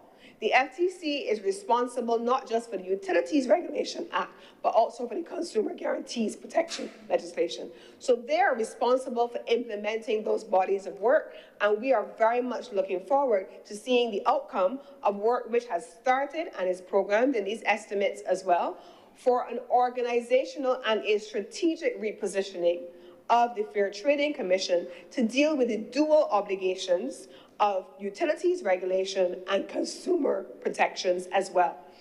Those things are captured in these estimates as well. And typically when you hear the FTC, you hear a lot of times about the utility this and the utility that, and they're really in between a rock and a hard place. You never hear me speaking except in these generic terms about the FTC because it is a quasi-judicial body. It is a quasi-judicial body, and so in the same way that you would never hear the Office of the Attorney General speaking about a decision of a court, you will never hear a Minister of Energy speaking about a decision or matters before the Fair Trading Commission. It is not appropriate for that to be done, and so we don't do it. This government does not do it. Even when in this chamber, there were those who attempted to bait us and spoke all kinds of things under their privilege in Parliament about the FTC, we did not take the bait. I know I certainly did not, because it would not be appropriate for a Minister of Energy with responsibility for the FTC to be engaging in light conversation almost on matters that are before that commission. And so what we are committed to doing is supporting the expansion of the FTC. Now, Mr. President, the FTC, when we say the FTC, especially on matters relating to energy, the FTC has a Director of Utilities Regulation. the FTC has one single electricity analyst, one single officer with responsibility for water, specifically standards of service. And the work of the FTC, let us be clear, does not cover the telecoms providers, specifically those with cell phones, because the FTC as a competition authority focuses only on monopolies. And so the FTC has responsibility for the telecoms space, specifically only fixed line services. That's something that oftentimes gets muddled in the public space, and the FTC gets all kinds of things thrown at it, but they do not regulate the Digicels of the world. They do not regulate mobile telecoms of the world at all. That's not within their remit. They regulate fixed line capacity only. So in these estimates, Mr. President, you have the expansion of the FTC, you have additional allocations that are assigned to the Fair Trading Commission, and you also have, Mr. President, the reorganization and the restructuring and the strategic repositioning of the Fair Trading Commission. In these estimates, Mr. President, also, you have an assignment to an entity which was created during the course of the last financial year, which is now being capitalized for the first time this financial year. That entity is called Business Barbados. That entity called Business Barbados, Mr. President, is being capitalized in the first instance with a total of $3.5 million, and the expectation is that over the course of the financial year, as they get started, that if there is a need for further support, that will be provided. What is Business Barbados, Mr. President? What has been started and where are we going next, Mr. President? Business Barbados, if we were to go back through the reports of the IMF, when the IMF from 2007, 2008, 2010, 2012, 2016, when they reported on the need for Barbados to address the questions of growth, in the 2016 report, Mr. President, when they spoke about growth, they said, spend the time and the effort on business facilitation, Mr. President. That's what they said in 2016. They said the government of 2016 needed to look at what was happening in the approval of corporate services, the issuance of construction permits, the issuance of planning and permission, all of those things they made reference to in the 2016 report, Mr. President. And they talked about it then. This government, when we launched the Corporate Digital Registry in 2019, having seen those recommendations and acted on them, Mr. President, we then decided in 2022, okay, so the digital registry is there. It's still not doing all the things that we would want it to do. And so in 2022, we decided, you know, the Corporate Digital Registry is only one part of this. Business facilitation is government-wide. And so the decision was taken at that time to then twin the business facilitation agenda with two other bodies that already existed. And there was a report, Mr. President, it was called the Preservation Report, and it was done in 2019. It was done in 2019, Mr. President, and this Preservation Report captured reports that had been done in 2008, in 2011, in 2013, and the final one in 2016, all unimplemented, Mr. President, all unimplemented. Nothing had been done with any of those reports that had covered the issues with KIPO up to 2016. All were unimplemented. So the Preservation Report then of 2019 looked back at the history of those reports, what was recommended. And it looked at some of the things that could still be in 2016 relevant, 2019 relevant. And so there was a retreat. That retreat was held under the umbrella of Invest Barbados at the time, and they then collectively, with all of the stakeholders from customs to immigration, to KIPO, to the National Insurance Scheme, to the Barbados Revenue Authority. Barbados Revenue Authority, by the way, which was also called for in that Signal 2016 report for a reform. All of those things have since been done. Restructuring and reforming the Barbados Revenue Authority, that was since done. Also called for with reform was the National Insurance Scheme, and all of the reports since then, all done under this government, unimplemented under the last one, but it was done. So, Mr. President, When in 2022, we then started the process of looking at how business facilitation as an ecosystem across the government needed to be addressed. We then landed on Business Barbados. And why Business Barbados? Because Export Barbados already existed, and so Export Barbados was responsible for the outbound flow of goods and services out of the country and promoting the relationship between micro, small, and medium-sized enterprises such as those captured in our new MSME strategy, and then ensuring that they are able to claim market space in the overseas markets. Invest Barbados, unlike Export, was inbound, and they were responsible for attracting investment into the country. I'm sure you'll hear about that during the course of today as well. So inbound and outbound, but what happens in the country, though? What happens in the national ecosystem? What happens when people actually come to this country and small businesses want to do business in this country and find themselves frustrated, Mr. President, because that was a fact. That was the reality. It still is in some instances, but we're changing it. Imagine having to go and you set up a company. We removed back then the need to have a lawyer to set up a company, and then all of a sudden, you don't know your head from your foot and your way forward because nobody there to tell you. You don't know. How many small businesses in this country had a lawyer come and set up their company how many ever years ago, but because they don't have an ongoing relationship with their lawyers or with their accountants and doing return, they don't know that there's a legal requirement in law for the filing of annual returns with KIPO, and so you can't do what you don't know. And so many of them have not known, and so they find themselves only going back to KIPO for the first time when they get a notice saying that their companies are about to be taken off the register because of something that they did not know. And so we made a decision in 2022 that that could not be. Coming up next month, everybody in the country gonna know it's time for income tax filing. We know at different points in time when it is time for corporation tax filing, when it's big companies. Under Business Barbados, companies will now know when it is time for their annual returns. In the same way that you're flooded with all of these notices and social media and stuff like that on income tax returns and corporation tax, small businesses in this country need to be able to have information available to them at their fingertips. It is the reason why the Small Business Association sits on the board of Business Barbados. It is the reason why the International Business Association sits on the board of Business Barbados. It is the reason why, Mr. President, we have ensured that we are collaborating with entities like ICAB, the Institute of Chartered Accountants in Barbados, the accountants, so that who are membership-driven organizations dealing with this sector, they have access to information on the one hand, but they can also influence the work of Business Barbados at the same time and the development of a policy agenda. They sit on the board, Mr. President. They sit at the table.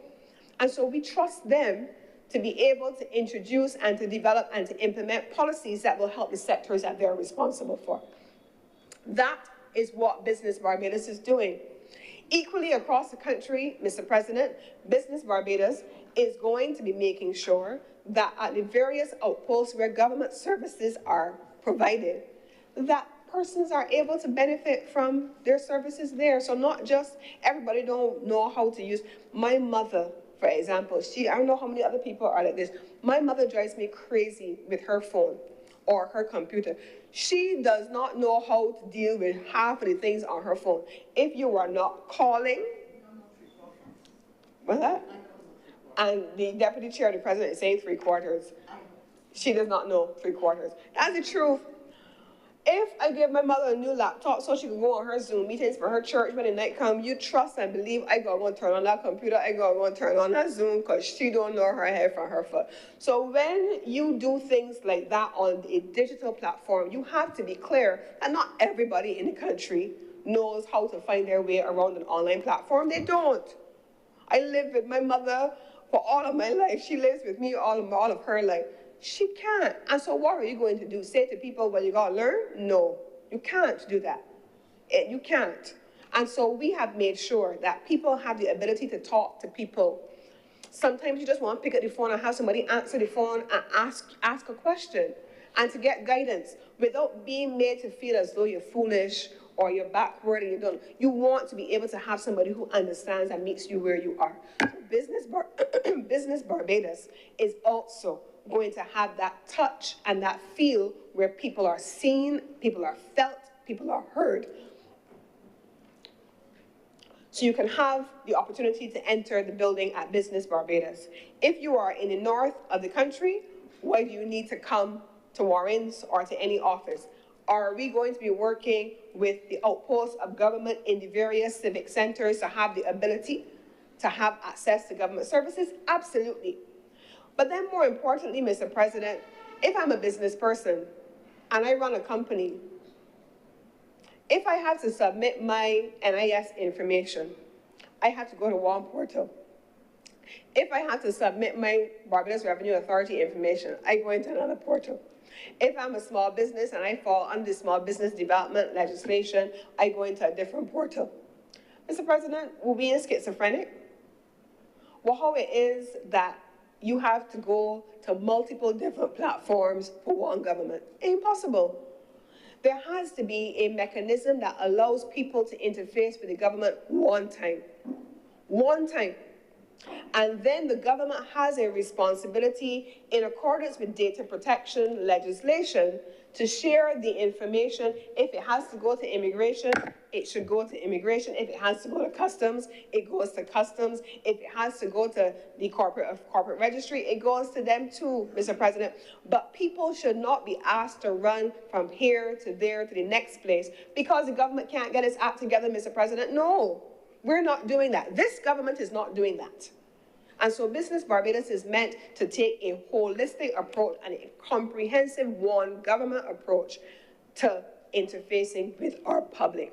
And whether you are a corporate trust service provider and you represent 100 companies with large revenue takes over on an annual basis, or you are a sole proprietor falling under the Small Business Companies Act and you have a small business selling tamarind balls and you want to go and interact with Business Barbados, you should be able to have the benefit of the same highly positioned, professional, and engaging services, no matter where you come from in this country. And that is what we're committed to providing.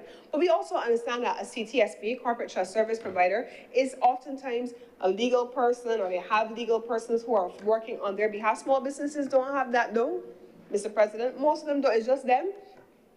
They're the person making the soaps or the soap, and then they're the person who are doing their accounts half of the time. They're the same people who are submitting to corporate affairs.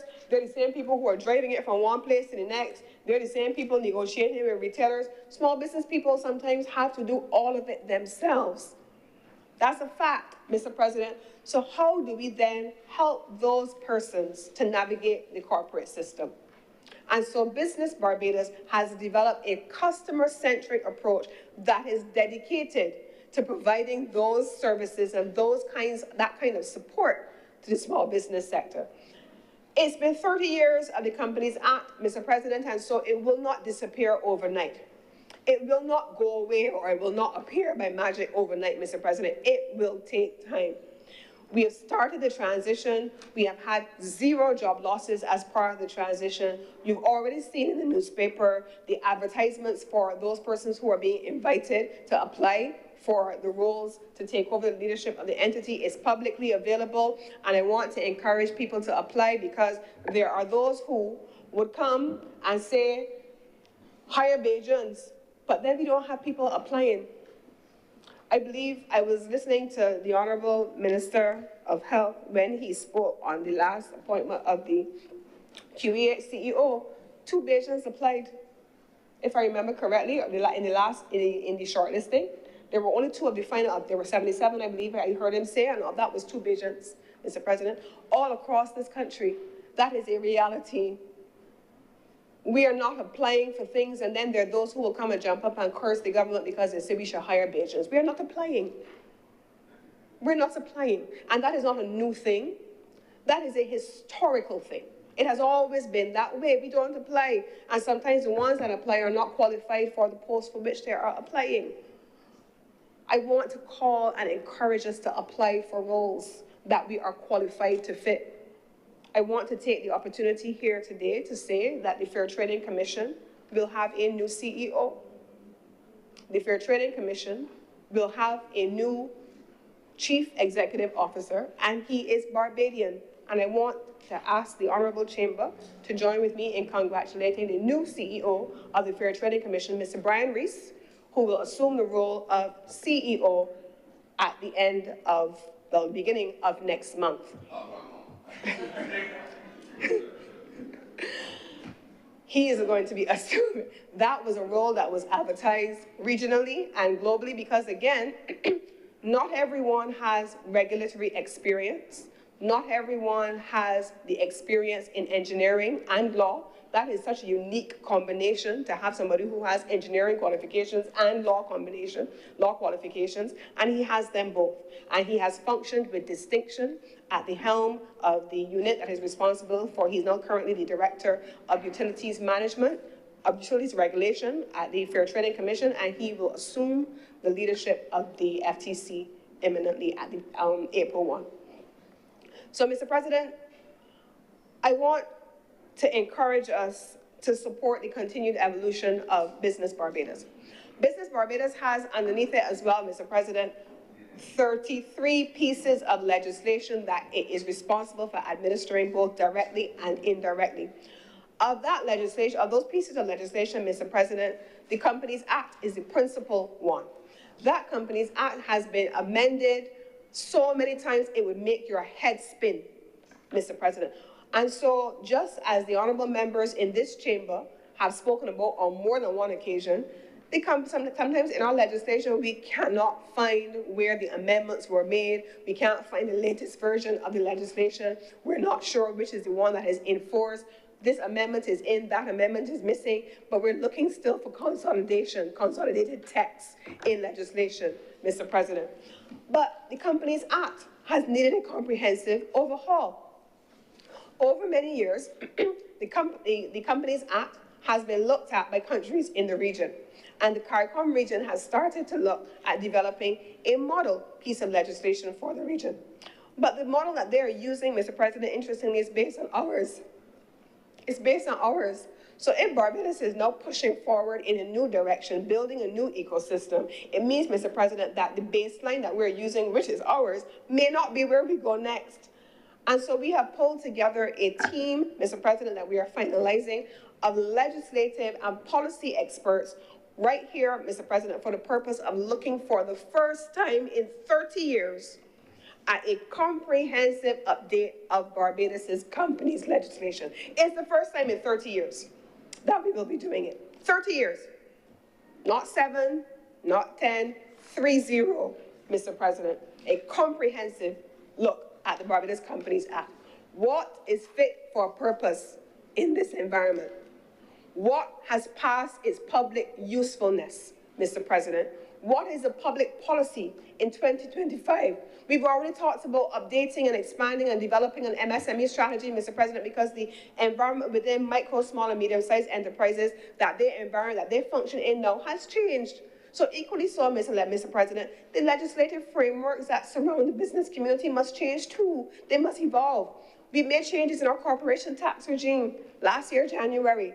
Where are we now, Mr. President, with the companies legislation? That has to evolve, and we will be doing that in these estimates already programmed under this financial year, Mr. President. We will also be looking, Mr. President, at the indirect pieces of legislation and developing a new policy framework that is then supported by new legislation. Mr. President, you remember, and you would know this well, having sat where you sat, you would know sometimes people have a business. They like a name. It isn't English. It may be a made-up name. It might be your children's name, the amalgamation of your children's name. It may have no basis in any language. And so it is captured in inverted commas. We are requiring currently under legislation persons with a name to have an authorized translator to then be able to translate that name into a language that is an established language. That's a nonsense in 2025, though, Mr. President.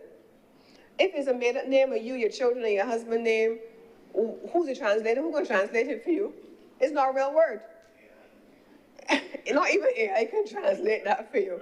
So we have to be able to figure out what is the public policy that is fit for purpose in 2025 and what is the public mischief we are trying to avoid in 2025. And so that work will take place during the course of this financial year, Mr. President.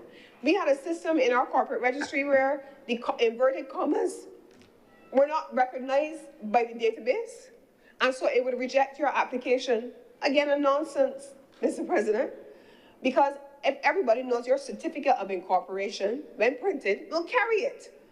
But how is it that you can't get it entered into the system and it will tell you that there's a fault, there's a problem? All of those are things that are captured in the Companies Act.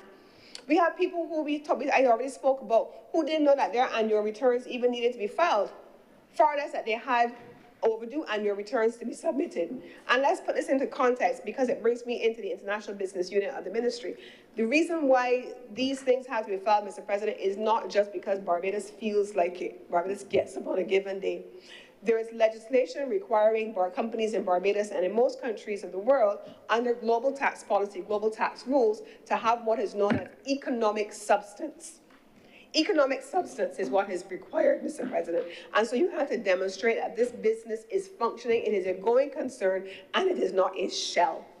That is what is required. And so the filing of things like annual returns and so on, those things are directly correlated to Barbados' requirement for economic substance. And so, yes, it is important to file it. But Kadir, again, if you haven't filed your annual returns because you didn't know, and you come to KIPO, No Business Barbados, and they ask you, and you say, well, I didn't know, I am willing to, just as we do with BRA, enter into a payment plan. I can enter into a payment plan, and I want to be able to see how we can get this done because the company is still functioning, but I didn't know that I needed to do this. What can I do? The legislation as it stands now has a gray area in it because while you may do that, and you may have the payment plan, the legislation does not allow the company to function until those matters are resolved. So how do we change those things? Those are among the issues that we are now navigating. Equally so, Mr. President, doing business in this country is not just about doing business with the country, with the government. I've had a recent experience with a commercial bank, which has not been a positive one. It has taken a long time to do a single transaction, weeks. A transaction that started in February, the beginning of February, is still incomplete today, the beginning of March, the middle of March. And so we've had a conversation around how do the commercial banks expedite certain basic services? How difficult is it to complete a transaction start to finish, and what should be a reasonable time frame? And that is in particular very important for small businesses. Time is money. And when a small business comes and is looking to get resources to capitalize their company and they need help to be able to take advantage of an export opportunity, when you take a month to complete a transaction, it has an impact. And so I want to celebrate, and ICAP saw me the other day at an event and said, I ain't forget you, I know I got something for you, so before you come for me, I just tell you I come in. They agreed and they undertook, and I'm appreciative for them. They came and undertook to develop standards of service for financial institutions in partnership with the accountants so that the small business community would know what is required for each transaction. But equally so the banking community can say to the small business community, okay, so you don't need this, but you need that. And so those things are now underway under Business Barbados. We have committed at Business Barbados to doing the same thing for lawyers, to committed to doing the same thing with government ecosystems, whether it is in land registry, planning and development department, wherever it is throughout the government. We are committed to looking at what is actually needed, what is a public mischief that is trying to be addressed, what is the public policy that is the intent, and then let us reform the overall ecosystem of doing business in the country. Things in the public and in the private sector simply take too long. It impairs businesses. How long does a lawyer need to take to complete a conveyance? The Prime Minister has completed 2 colloquia now on matters relating to housing and matters relating to conveyances and the legal services that have to be provided. How do we improve the environment in this country for doing business? That brings me then, Mr. President, to Be Ready. Once upon a time, there used to be doing business indicators, and in the doing business indicators, Barbados always ranked poorly. Historically, we were never doing well in a number of areas. This incarnation, Mr. President, on the business Barbados, they have equally started. We have begun the process of disaggregating the Be Ready report of the World Bank, looking at the various sub-areas and an action plan for resolving those things as part of the overall ecosystem of the government and of the country overall, public and private, is to be developed. In a previous discussion, Mr. President, we talked about things relating to international business. International business falls under this ministry. This financial year, you will see under the Ministry of Energy and Business, the International Business Unit, that is now going to be buttressed by the newly established, it is now to be established in the financial year ahead under the Ministry of Finance and Economic Affairs, or Finance specifically, a new tax policy unit. So that has never existed. It will now be created under the Ministry of Finance, and tax policy will be housed there, but the international business sector will continue to be housed under the ministry with responsibility for energy and business. Under that portfolio, Mr. President, in collaboration with, because it's important that the estimates are read across the government, because it is a whole of government approach, across this ministry and the ministry with responsibility for economic affairs and investment, you will see the expansion of the Barbados' National Treaty Negotiating Team. That treaty negotiating team now has the benefit of additional support, and it is captured in the estimates for the ministry, not just the representatives from the Ministry of Energy and Business, the International Business Unit, not just the Barbados Revenue Authority, not just the long existing National Task Force on tax policy, but it also now includes representatives of the Barbados Growth Council, chaired by the new Chancellor of the University of the West Indies. They now also sit on the development of Barbados' National Treaty Negotiating Team. And why? Mr. President, because these are fancy macro-level issues, but they impact people. Tourism receipts are important to be able to derive revenue for the government to pay for social services, but so too are corporation taxes. The investment climate and corporation taxes paid into the government are important for government to be able to pay for the buses, to pay for garbage trucks, to ensure that the garbage trucks are repaired when they get damaged, to make sure, Mr. President, we can provide the investment of the $474 million in the health sector, to make sure that we can provide the investment, Mr. President, in the education sector, to provide for people, to provide the social safety net that in 2016 the IMF told the government of Barbados at the time to preserve, that they did not. The corporation taxes allows for Barbados to continue to provide $94 million to the University of the West Indies. Those are the combinations that are important for us to bear in mind, Mr. President. And so the International Business Unit under this ministry, over the course of this year, in these estimates as programmed, will be undertaking double taxation negotiations with a number of countries. Germany, the first round has started. Hong Kong is going to be taking place this month. And in the course of the coming months, we expect that we will be negotiating a second round with Ghana, with India, and with Vietnam. The work continues to expand Barbados' global business footprint. And with Business Barbados ensuring that when companies come here, that what we promise is what we deliver, the work of these agencies being pulled together and created in harmony is what we are supporting in these estimates of expenditure.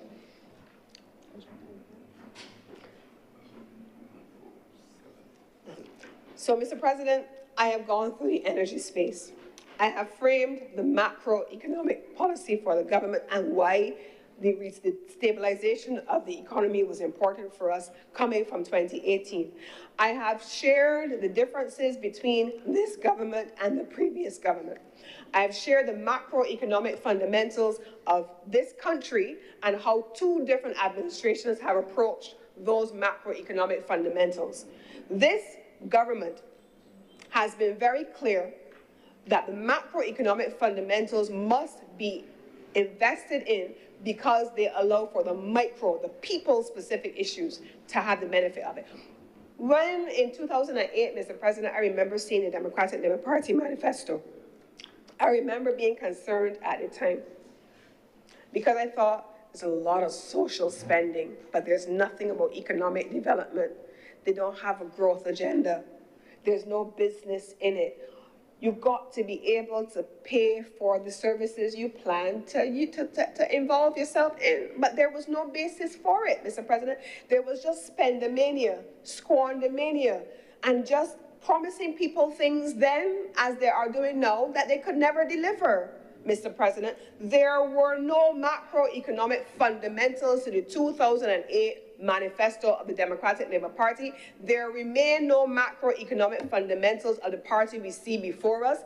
There remain no macroeconomic or even a basic understanding of the economic fundamentals of a country, Mr. President. And so what they promise, as we saw captured in every report from 2008 till now, could not be delivered because we saw record unemployment that has been reversed by this government, that has record low unemployment, Mr. President. We have seen, Mr. President, record levels of fiscal deficits that have spiraled out of control being reversed by this government, Mr. President. Soaring levels of debt that, even though they would want to talk about the debt that this government is incurring, is still lower than where they started and where they left it, Mr. President. Investment confidence, investor confidence in this country, domestic, especially since in the 2016 report of the IMF warned the central bank under the Democratic Labour Party to stop financing the government's fiscal deficit, 2016. It warned it then. Don't do it. It was not solid monetary policy. Don't do it. And it was driven by domestic debt as a consequence. This same party would have us in 2024, 2025 believe that there's no domestic debt confidence in this government of Barbados. But it can't be, Mr. President. Well, the domestic debt lack of confidence was in them as a result of what they did and they refused to fix, that we had to fix, Mr. President. So now we have a record debt for climate swap that has just been completed recently in this honorable chamber, which we saw. But they would want to poo-poo it, Mr. President, but their record gives them no credibility on any of these issues, Mr. President. Their record is there for all to see. And the reports of the IMF from 2007 all the way through the IMF reports of 2007 tell us all how they found the state of the economy. It tells us what the debt looked like, what the fiscal deficit looked like. It told us what the expenditure in people looked like. It told us in 2016 and it told us in 2018 what 2017 looked like. And you can see the evolution from 2018 till now, Mr. President. And so, as I close, I want to say to the people of this country, the Barbados Labour Party has committed to people and to country. The Barbados Labour Party has committed to preserving the reputation of this country. I know what it was like to walk the length and the breadth of the globe in a previous role, living and working overseas, and having people say to me, Lisa, what's happening to Barbados under the Democratic Labour Party? Lisa, what's happening in Barbados? Every downgrade that Barbados got, the region looked on in horror. Now we are under a prime minister where the region wants her to be shared with them. That was not Barbados's reality under the Democratic Labour Party. They are not who they would want to be. They would want us to pretend with them, Mr. President. But I'm saying to this honorable chamber, the record does not allow us to do that. It did not allow us to do it in 2018. It did not allow us to do it in 2022, and it does not allow us to do it in 2025, Mr. President.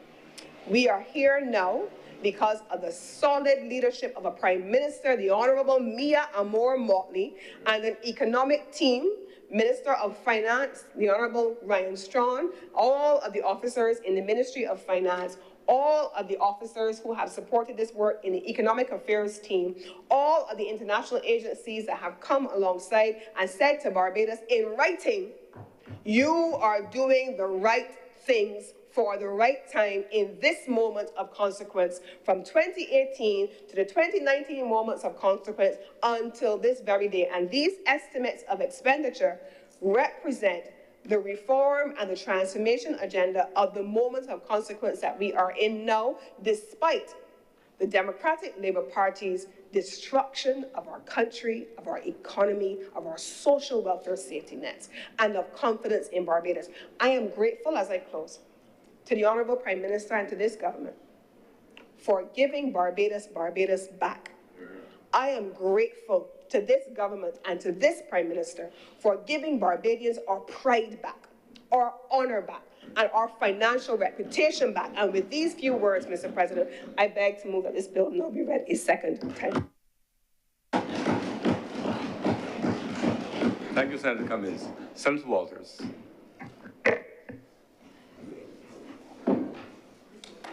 Thank you, Mr. President. Thank you, Mr. President. First, if you would allow me to acknowledge the presence of some of the members of the Democratic Labour Party who are joining us this morning, and also to congratulate Senator Reid on his appointment to the Senate. Mr. President, the leader of government business, in my view, surprised me because she was a little bit out of usual character. She seemed quite aggressive in start. Her references to the Democratic Labour Party exceeded maybe 50 times, so she focused a lot and tried to separate the work of the Barbados Labour Party when compared to the Democratic Labour Party. I'm not sure if this out of character experience is because the Barbados Labour Party is unsettled, Mr. President, and that there are in this chamber, no, even in this chamber, becoming nervous because of all the movements, the promotions, demotions, resignations that have been happening within the ranks of their party. Mr. President,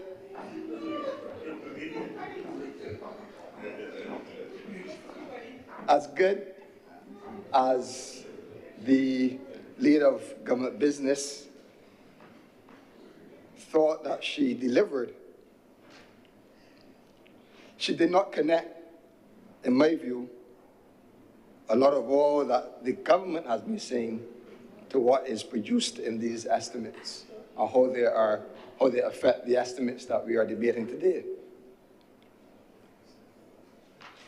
The current government, this Barbados Labour Party government, Mr. President, is projecting to earn in the year 2025-2026 $3.9 billion Barbados dollars. Following from a $3.2 billion revenue take in this current year that ends March 31st. Based on the information provided in subsequent documents of the estimates, in 2023 to 2024, the revenue collected by this government was $3.8 billion. 2022 to 2023, $3.5 billion.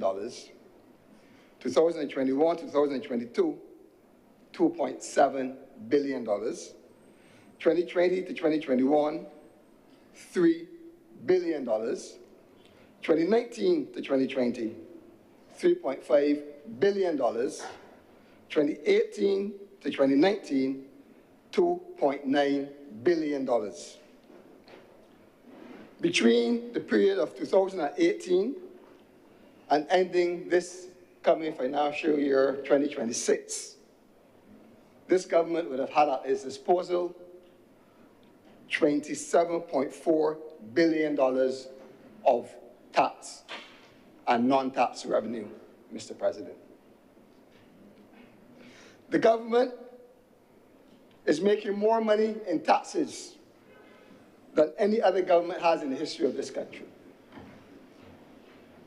Compared to the last administration, Mr. President, on an annualized basis, this government is extracting from the economy and the people of Barbados 34% more in taxes, between around $800 million more a year in tax revenue, Mr. President.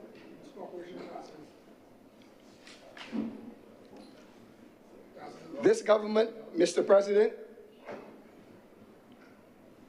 has taken more tax revenue from the people of this economy over the past 7 years, and including the upcoming year that we're here with this current estimates, bring it to 8 years, Mr. President, than the last government did in a 10-year period. Overall, the Barbados Labour Party, Mr. President, would have extracted $2 billion more in revenue in the 8 years, including next year, than the government of the last Democratic Labour Party administration would have collected in 10 years, Mr. President. $2 billion more, and if we put it into context, Mr. President, almost 2 of those years or more, this country was impacted by the COVID pandemic, where economic activity came to a halt. But, Mr. President, we must not exclude the borrowings of this government in this equation. The government is on record of stating that they have borrowed $427.9 million between June 2018 and March 2019. 2019 to 2020, Mr. President, $340 million. 2020 to 2021, $1.1 billion. 2021 to 2022, $913 million. In 2022 to 2023, Mr. President, the government said that it borrowed $1.3 billion. The following year, 2023 to 2024, $1.37 billion, Mr. President. The numbers keep going up, Mr. President. 2024 to 2025, $1.6 billion, Mr. President. A total of $8.4 billion since coming to office, Mr. President. So that means, Mr. President, revenue from taxes, $25.5 billion. Non-tax revenue over the period, $1.8 billion. Debt to taxpayers, $9.6 billion, bringing a nice handsome total of $36.9 billion that this government has had at its disposal since 2018. And that does not include, Mr. President, the $1.1 billion it now has to borrow to finance its expenditure for this coming year. Does Barbados look or feel any different to the citizens? I challenge the government. I challenge the government, Mr. President. I challenge the government, Mr. President, not to talk to itself, but to ask the people today if their lives have improved or their livelihoods have improved after this government has extracted $36.9 billion, the most of any government in this country. $25.5 billion in revenue from taxes, Mr. President, or businesses, or workers, the duties, non-tax revenue, $1.8 billion, And then they borrowed $10 billion, Mr. President, bringing it to $36.9 billion since May 2018. And as I said, Mr. President, if you add the $1.1 billion that we now have to borrow, because they have not even explained how they're going to finance the deficit, based on the $5.135 billion they intend to spend. And I guarantee you, Mr. President, that that amount of $5.135 billion will increase over the year. Because the changes that you have seen in this government of promotions and ministries splitting in two, and money shifting from one ministry to the next, you guaranteed that next February, March, as they did this year, there would be a supplemental to those numbers. Because they came to Parliament for a supplement of over $300 million. On the eve of the budget. So, Mr. President, the people of Barbados will judge. But I can tell you for a fact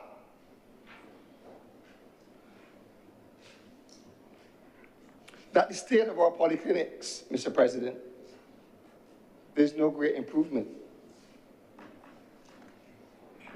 There have been more notices coming from the communications of the Queen Elizabeth Hospital to tell people not to come, to self-diagnose, Mr. President, than we have had in any history of any government. $36.9 billion after.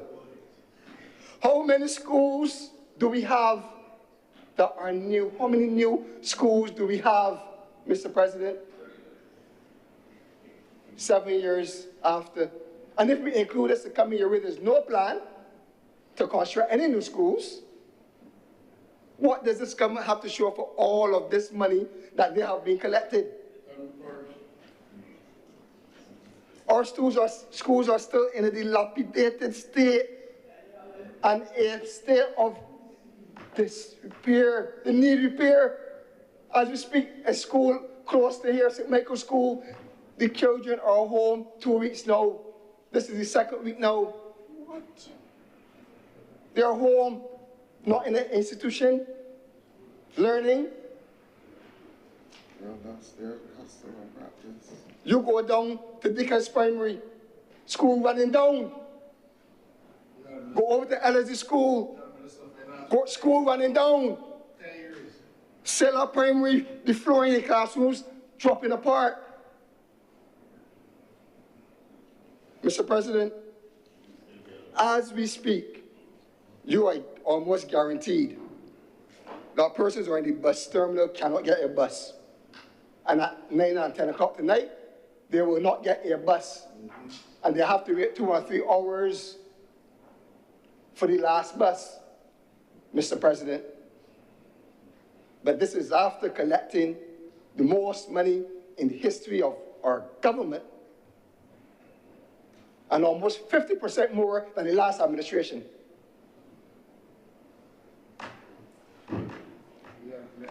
Mr. President, reports to the country that the Salvation Army lines have increased. Donations have been increasing from the Salvation Army. The Salvation Army feeds the poor, assists with the vulnerable. We should expect to hear about a decrease in support from organizations like the Salvation Army. The red benches in the parks.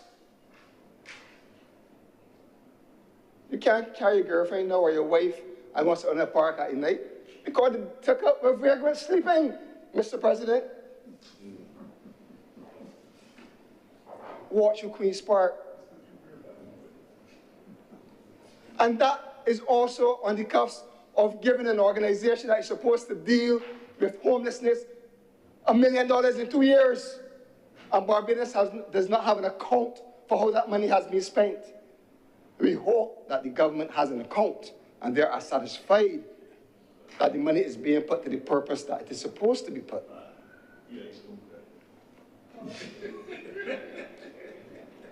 The conditions of our roads, Mr. President, still remain the same. Some improvements,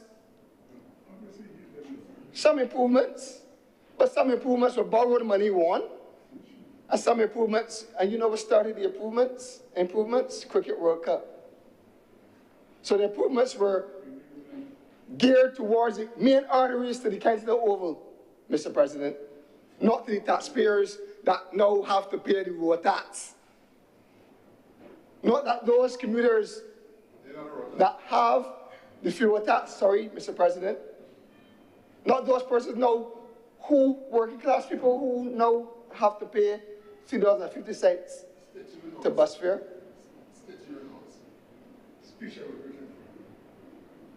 This is the reality, Mr. President. There's always two sides of a story. This is the people's side, Mr. President. That is the government side. But this is the people's side, not the Democratic Party side. Go to the QEH, and you're guaranteed to see somebody there that was there waiting over the weekend. Guaranteed. And I know if you're proud to say that. I'm embarrassed and ashamed after all of the money that has been committed by the taxpayers, Mr. President. Our young men are in crisis. Look at the crime situation, Mr. President. Look at the crime situation. And I'm going to get into that a little later, Mr. President. But the government, for some reason, we're talking about expenditure. We're talking about expenditure, Mr. President. And those on the other side have no choice over the next 2 days. They have no choice because they want to come back here next week, Mr. President. They have no choice but to defend the high-paying consultants. How can we be paying a consultant $140,000 a month, Mr. President? Admitted by this government. $140,000 a month. My households across this country seeing hell. But they have to, somebody here on the other side, Mr. President, has to stand up and defend that. They also have to defend the travel of the leader.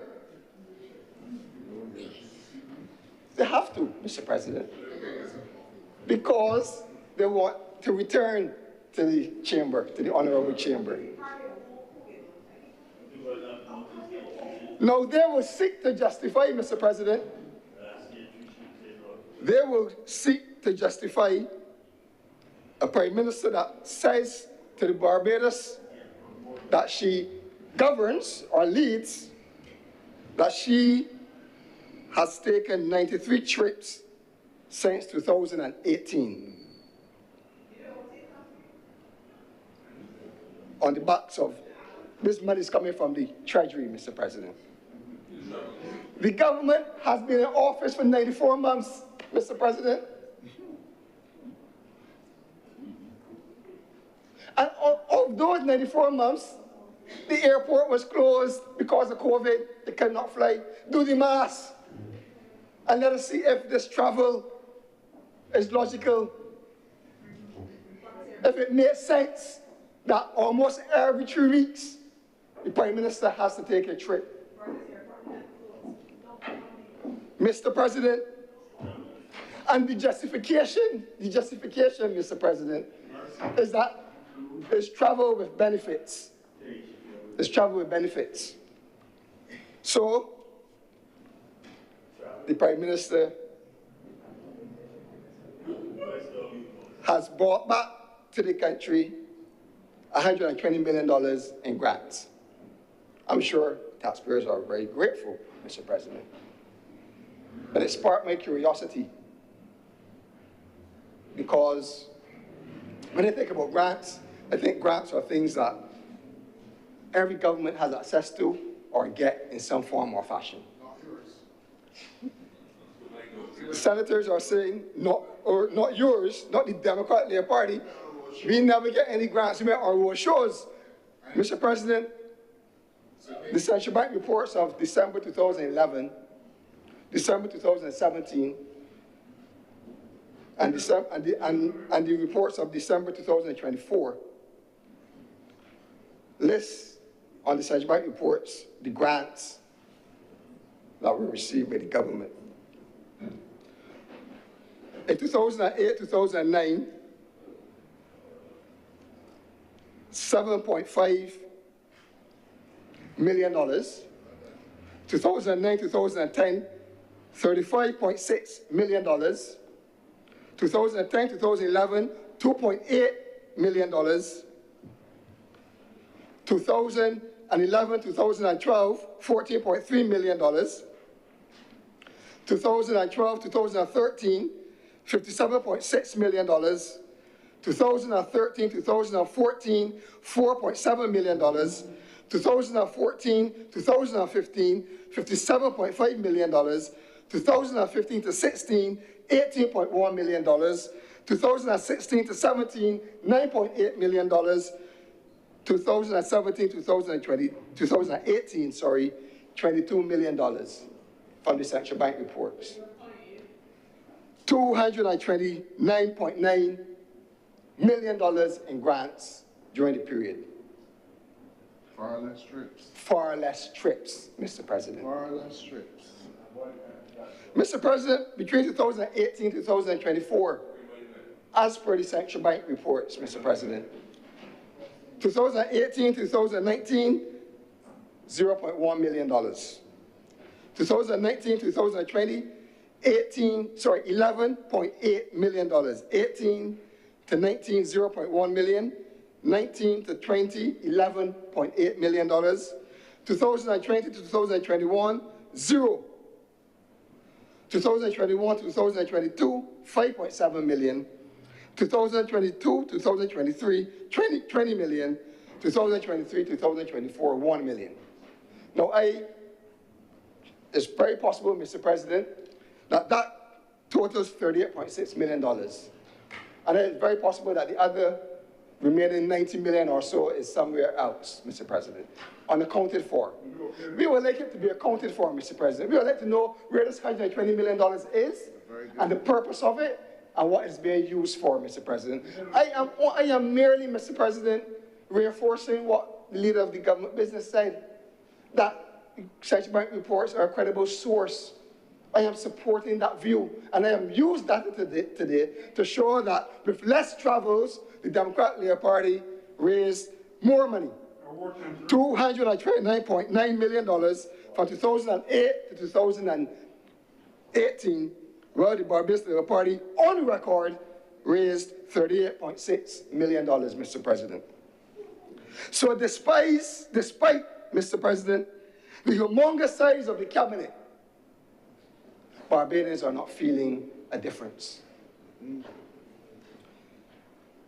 In this chamber, Mr. President, have a Minister of Health, Minister of Energy and Business, Minister of Culture, Minister of Innovation, Industry, Science and Technology, no, Mr. President, Minister of Educational Transformation, Mr. President. First time, possibly in the history of the Senate, that we have the Minister of Health and probably Minister of Education sitting in this chamber. I stand corrected. But does that speak to the deficit in the other place, Mr. President? And now has the members of this chamber nervous about who will lead and all this thing, who will lead this chamber, and who's next in line, and who's getting fast promotions or not, and who has to get it now and try to curse the Democratic Labour Party.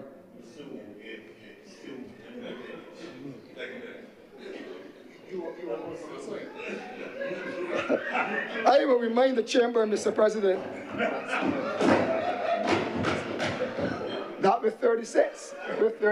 Order, please. Mr. President,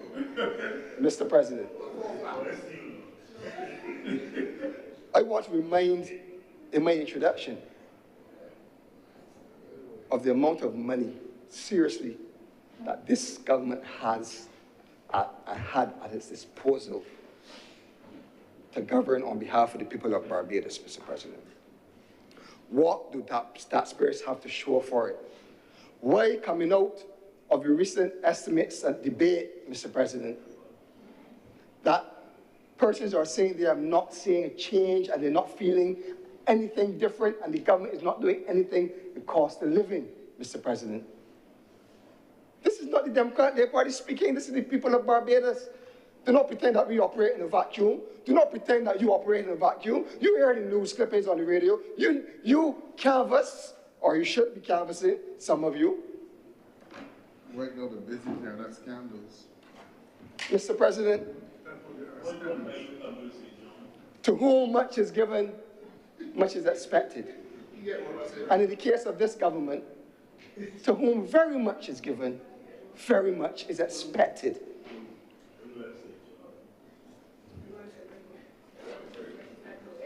Don't worry about scandal coming soon. Mr. President, Barbadians are the ones who are contributing that $36.9 billion. Don't let us fool ourselves about corporation taxes and all this thing. There is a place for the international business sector to provide resources for the government, any government.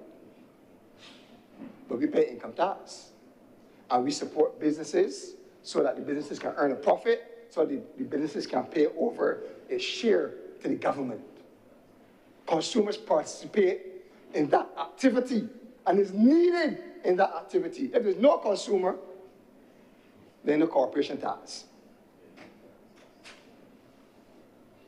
So we are generating, and the burden of repayment of these funds rests at the feet of taxpayers. But a lot of Bajans are struggling to make ends meet. The rising cost of living, what does this estimate have in it for the cost of living, Mr. President? And Mr. President, a 20% increase in taxes on snacks does not offer any relief to any household.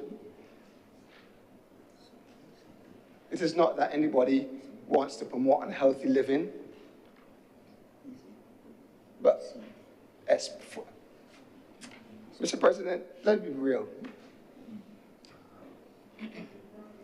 A low-income household person, the family, cannot afford to send fruits to school, send fruits to their child to school, Mr. President. They just can't afford it. You have a situation where you are giving them a $300 solidarity allowance, Mr. President. We don't know what the process is to apply and to receive, etc. But this is the best the government can do. Share the burden, share the bounty. They have shared the burden, but there is no bounty. This is not bountiful. There's a difference between financial existing, Mr. President, and financial living. Financial existing, Mr. President, is when you get that weekly paycheck, and by day 2 or 3, all the money gone. And by day 4, you only have bus fare to get to or from work, Mr. President. Your utility bills, Mr. President, are in arrears, and you are consistently playing catch up. Financial existing, Mr. President, let's say when you cannot afford to buy the basic food items, and you have to do substitution from meat to corned beef, Mr. President. Those are realities. Financial existing, when you can't even save $20 in the credit union a month or a week, Mr. President. And then you remain at the mercy of our social system and our healthcare system, Mr. President. Financial living, Mr. President, and that you are able to buy the food that you need to feed your children, and obviously to put something down for a rainy day. We want people to live financially free, Mr. President, to be able to do the basic things. That is the purpose of the government, to move persons from one stage to the next, Mr. President. And Mr. President, persons that fall in an income bracket of probably less than $500 a week are the most vulnerable. Are the most vulnerable. They're the ones that are more susceptible to this, Mr. President. And if you look then, Mr. President,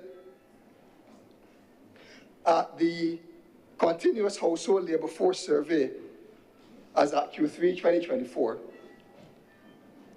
you would see that the amount of persons that are earning less than $500 a week is around 44,900 persons, Mr. President. 34% of the workforce. How has the government made interventions to open up some consumer spending space for them, Mr. President? How has the government shielded them from the high increases in the supermarkets, on the shelves, on the stores and goods, Mr. President, even in services? And Mr. President, it's not only those at the lower end of the income bracket, but there are middle income and lower middle income families who have mortgages to pay, who have food to put on the table, who have vehicles to maintain, etc.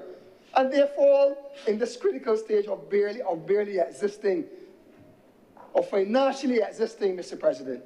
So it doesn't exclude them.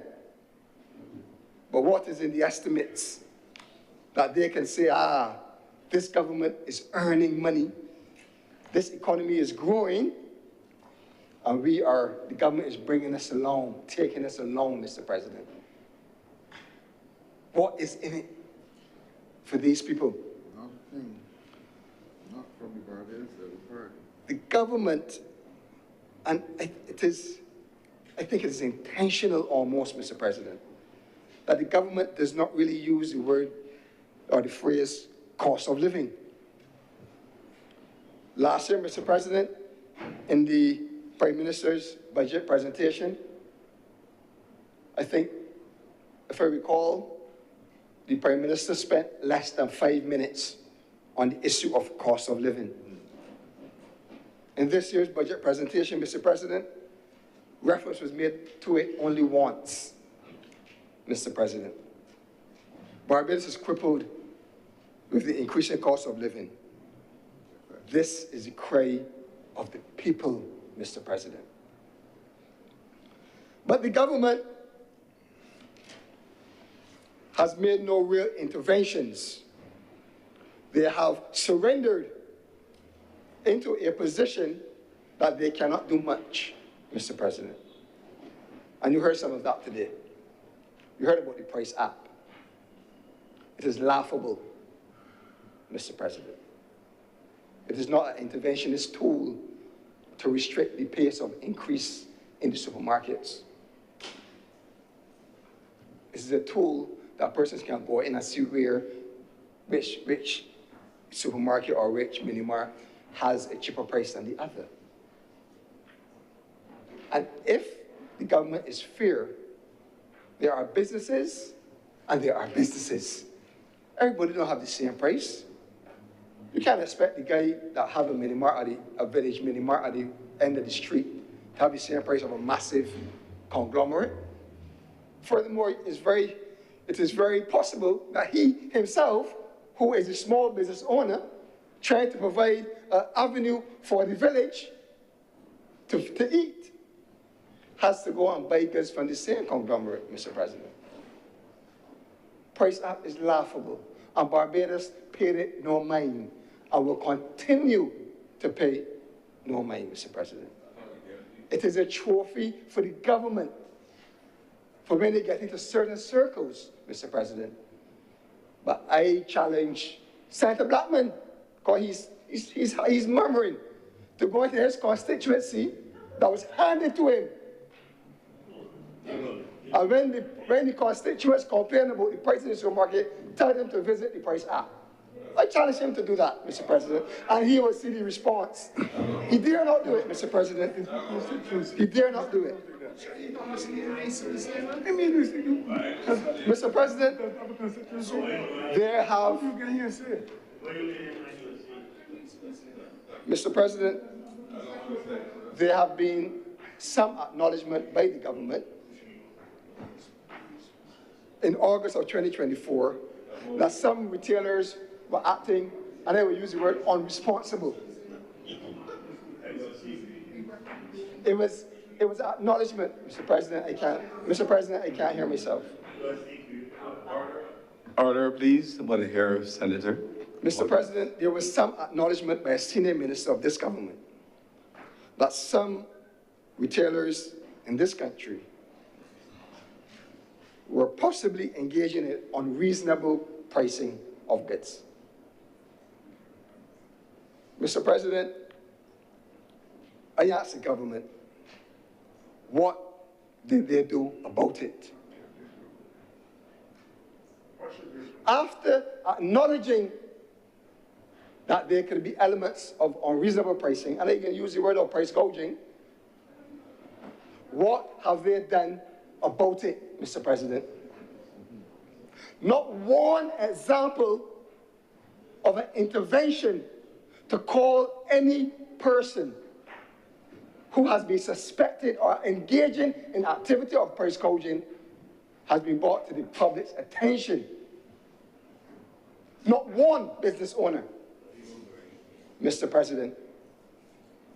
And I'm amazed because, Mr. President, in contrast, over the last few weeks, I have seen residents of this country, of this island, who have been hauled before the law courts, Mr. President, for overgrown lots, Mr. President, for legislation that was not even passed in this House 6 months ago, Mr. President, and having to pay thousands of dollars.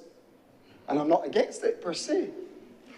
I just show the contrast of an acknowledgement that wrong is being done or meted out to the consumers of this country. Nothing has been done, but a small man that owned a piece of land, he followed the law. Law enacted just a few weeks ago, 2 persons already to the law courts and paid thousands of dollars in fines. A stark contrast, but it speaks to the heart of this government, Mr. President. And Mr. President, if that is not enough justification, and you're talking about expenditure and writing off money and money available to government, this government, in coming to office, wrote off just over $1 billion in VAT, $1 billion in VAT that was owed to it.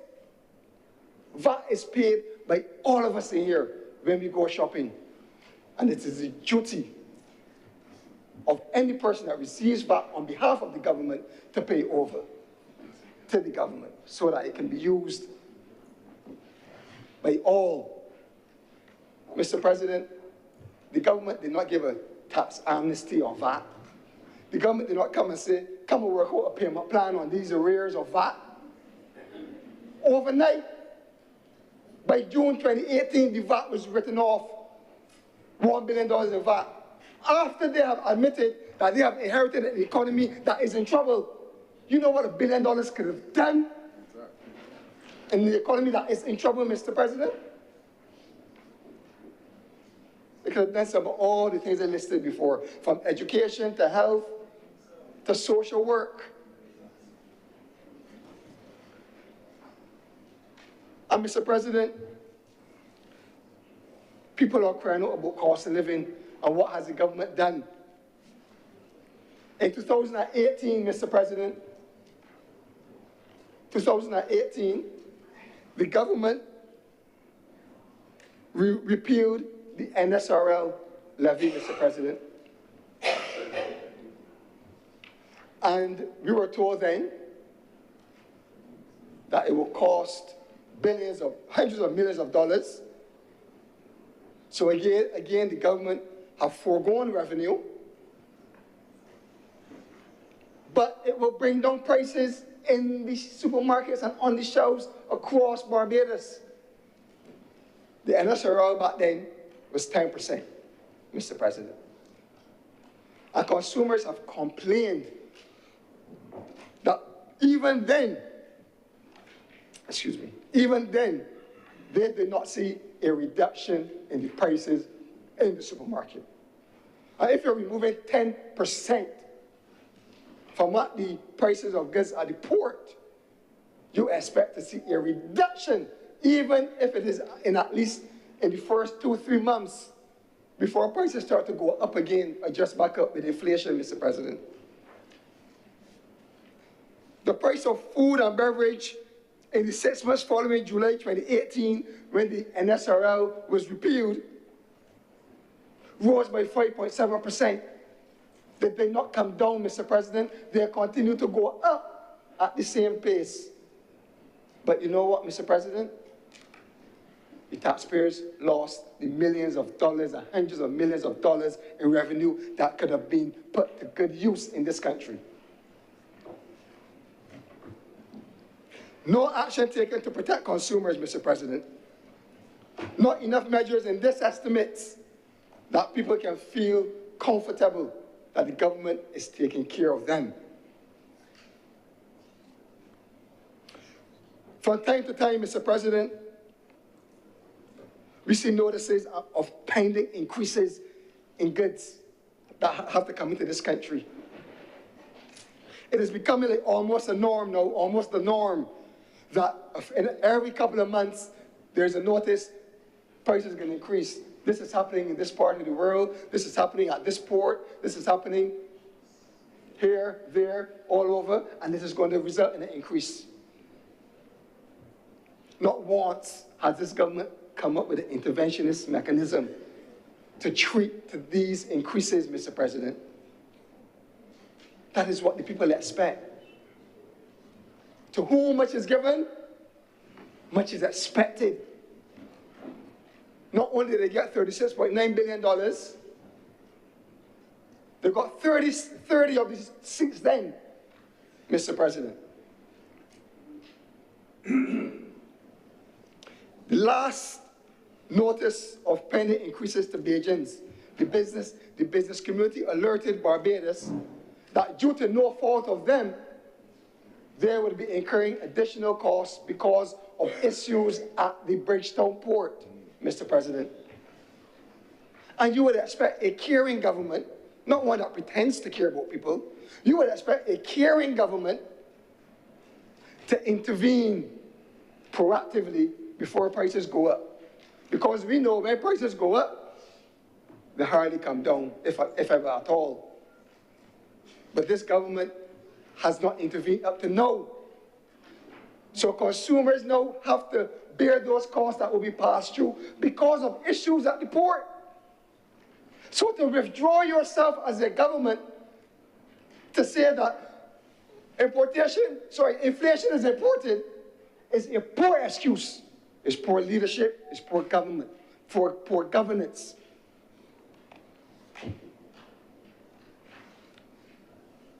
If you have an issue that you are aware of, you try to intervene before it happens, especially when it comes to costs and cost pass-through, the pass-through cost to consumers. Because prices in Barbados only go one way, up, not down. If you look at the retail price index, regardless of what's happening in the international market, Barbadians only feel it when the prices are going up, not when the prices are coming down. The retail price index for food and beverage does not show a decline in food at all over the last many years, Mr. President. So it is for the government to intervene so that the prices do not go up. They have the ability to intervene. They are not excused because the price is inflated. But in this case, the price is made in Barbados because it is at the congestion at the Bridgetown port. It has nothing to do with the price that the importer is paying. The Bridgetown port, Mr. President, in the 2022 to 2023 annual report, has made a profit of $35.7 million, Mr. President. They can absorb these prices until they fix the situation. They have the financial space, the leg room, that they can absorb some of these costs before retailers have to take it on and then pass it on to the consumers. That is what we call protecting consumers, Mr. President. That is what people are hollering about in the streets. They talk about walking down Swan Street. It ain't what they walking down Swan Street. It is what the people said when you walk down Swan Street. What did they say? That the government has not addressed the cost of living. What they have not said, and which I will add no, is that after collecting $36.9 billion of tax revenue over the last 8 to 9 years, Mr. President. Interventions are needed proactively when it comes to dealing with food prices on the shelves because of the very nature of what the Leader of the Opposition said. Prices in most instances are imported, but there can be some adjustments locally. VAT remains the same, largely. Duties remain the same, largely. Port fees remain the same, largely. Don't blame it on the import price, Mr. President, and inflation globally. Mr. President, the Leader of Government Business spoke about the compact, the price compact. And I think it is commendable, if I'm being honest, that some effort has been made to address the rising costs of food, especially in that critical time coming out of COVID.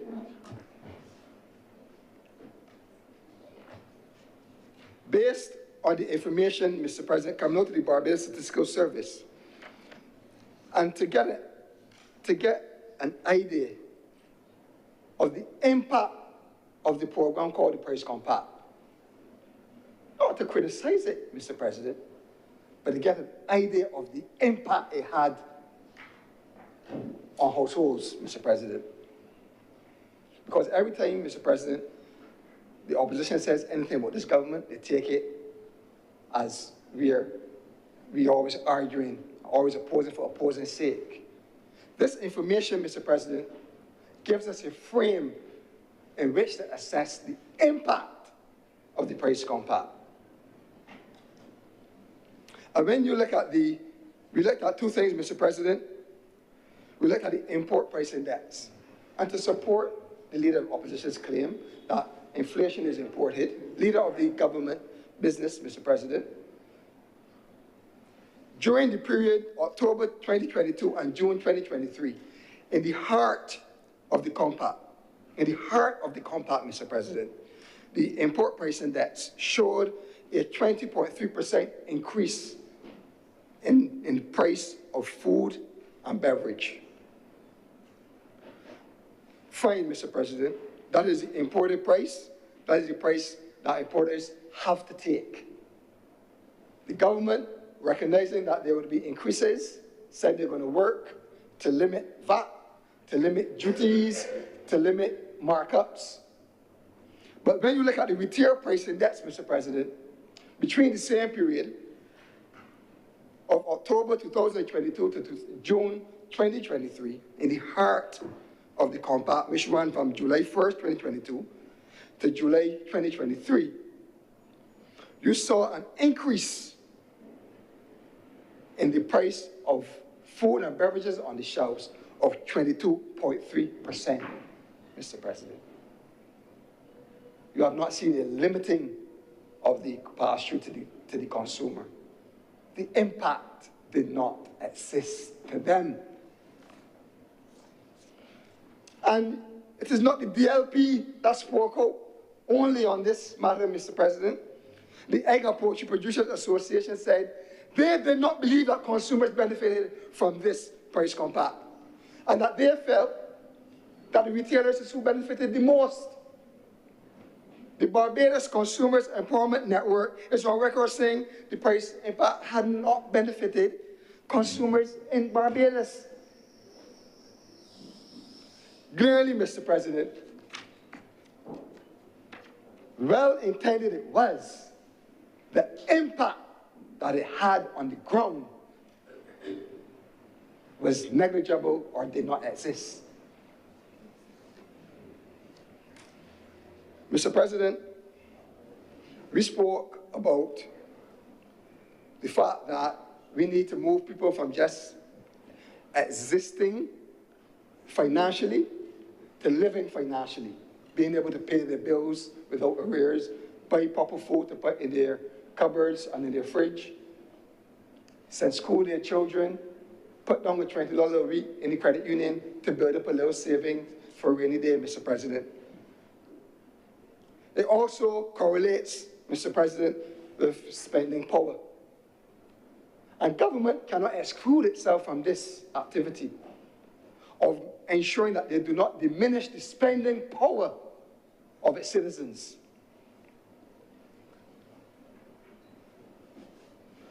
When this government came to office, Mr. President, the government did just that. It reduced the spending power in households. And from April 1st, Mr. President, it will reduce the take-home pay, Mr. President, of workers in this country. This government, this is dealing with cost of living. Prices going up, and your pay pack getting smaller, Mr. President.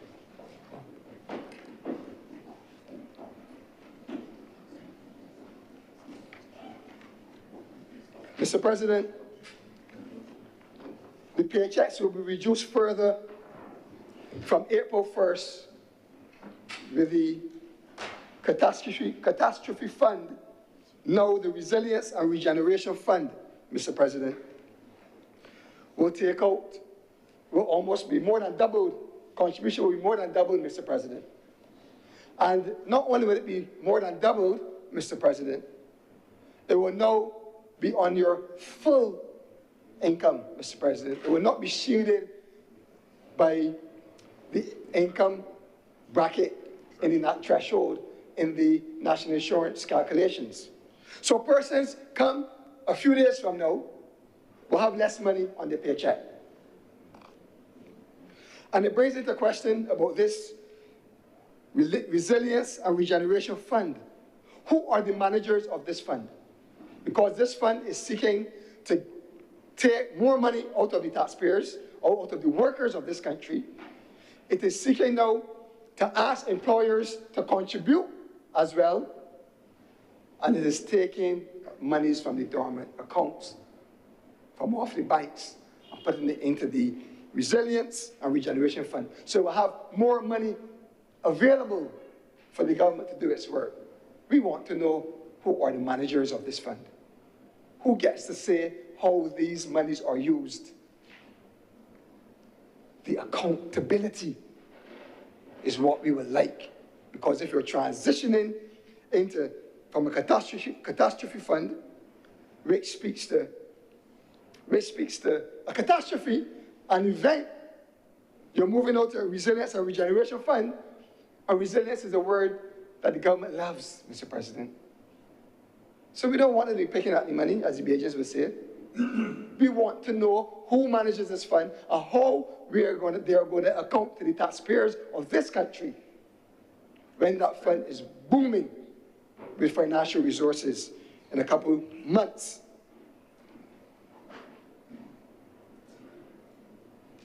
So, Mr. President, that is from April 1st. But as the leader of government business went back to show what they inherited and what they had to do, I go back to 2018 as well.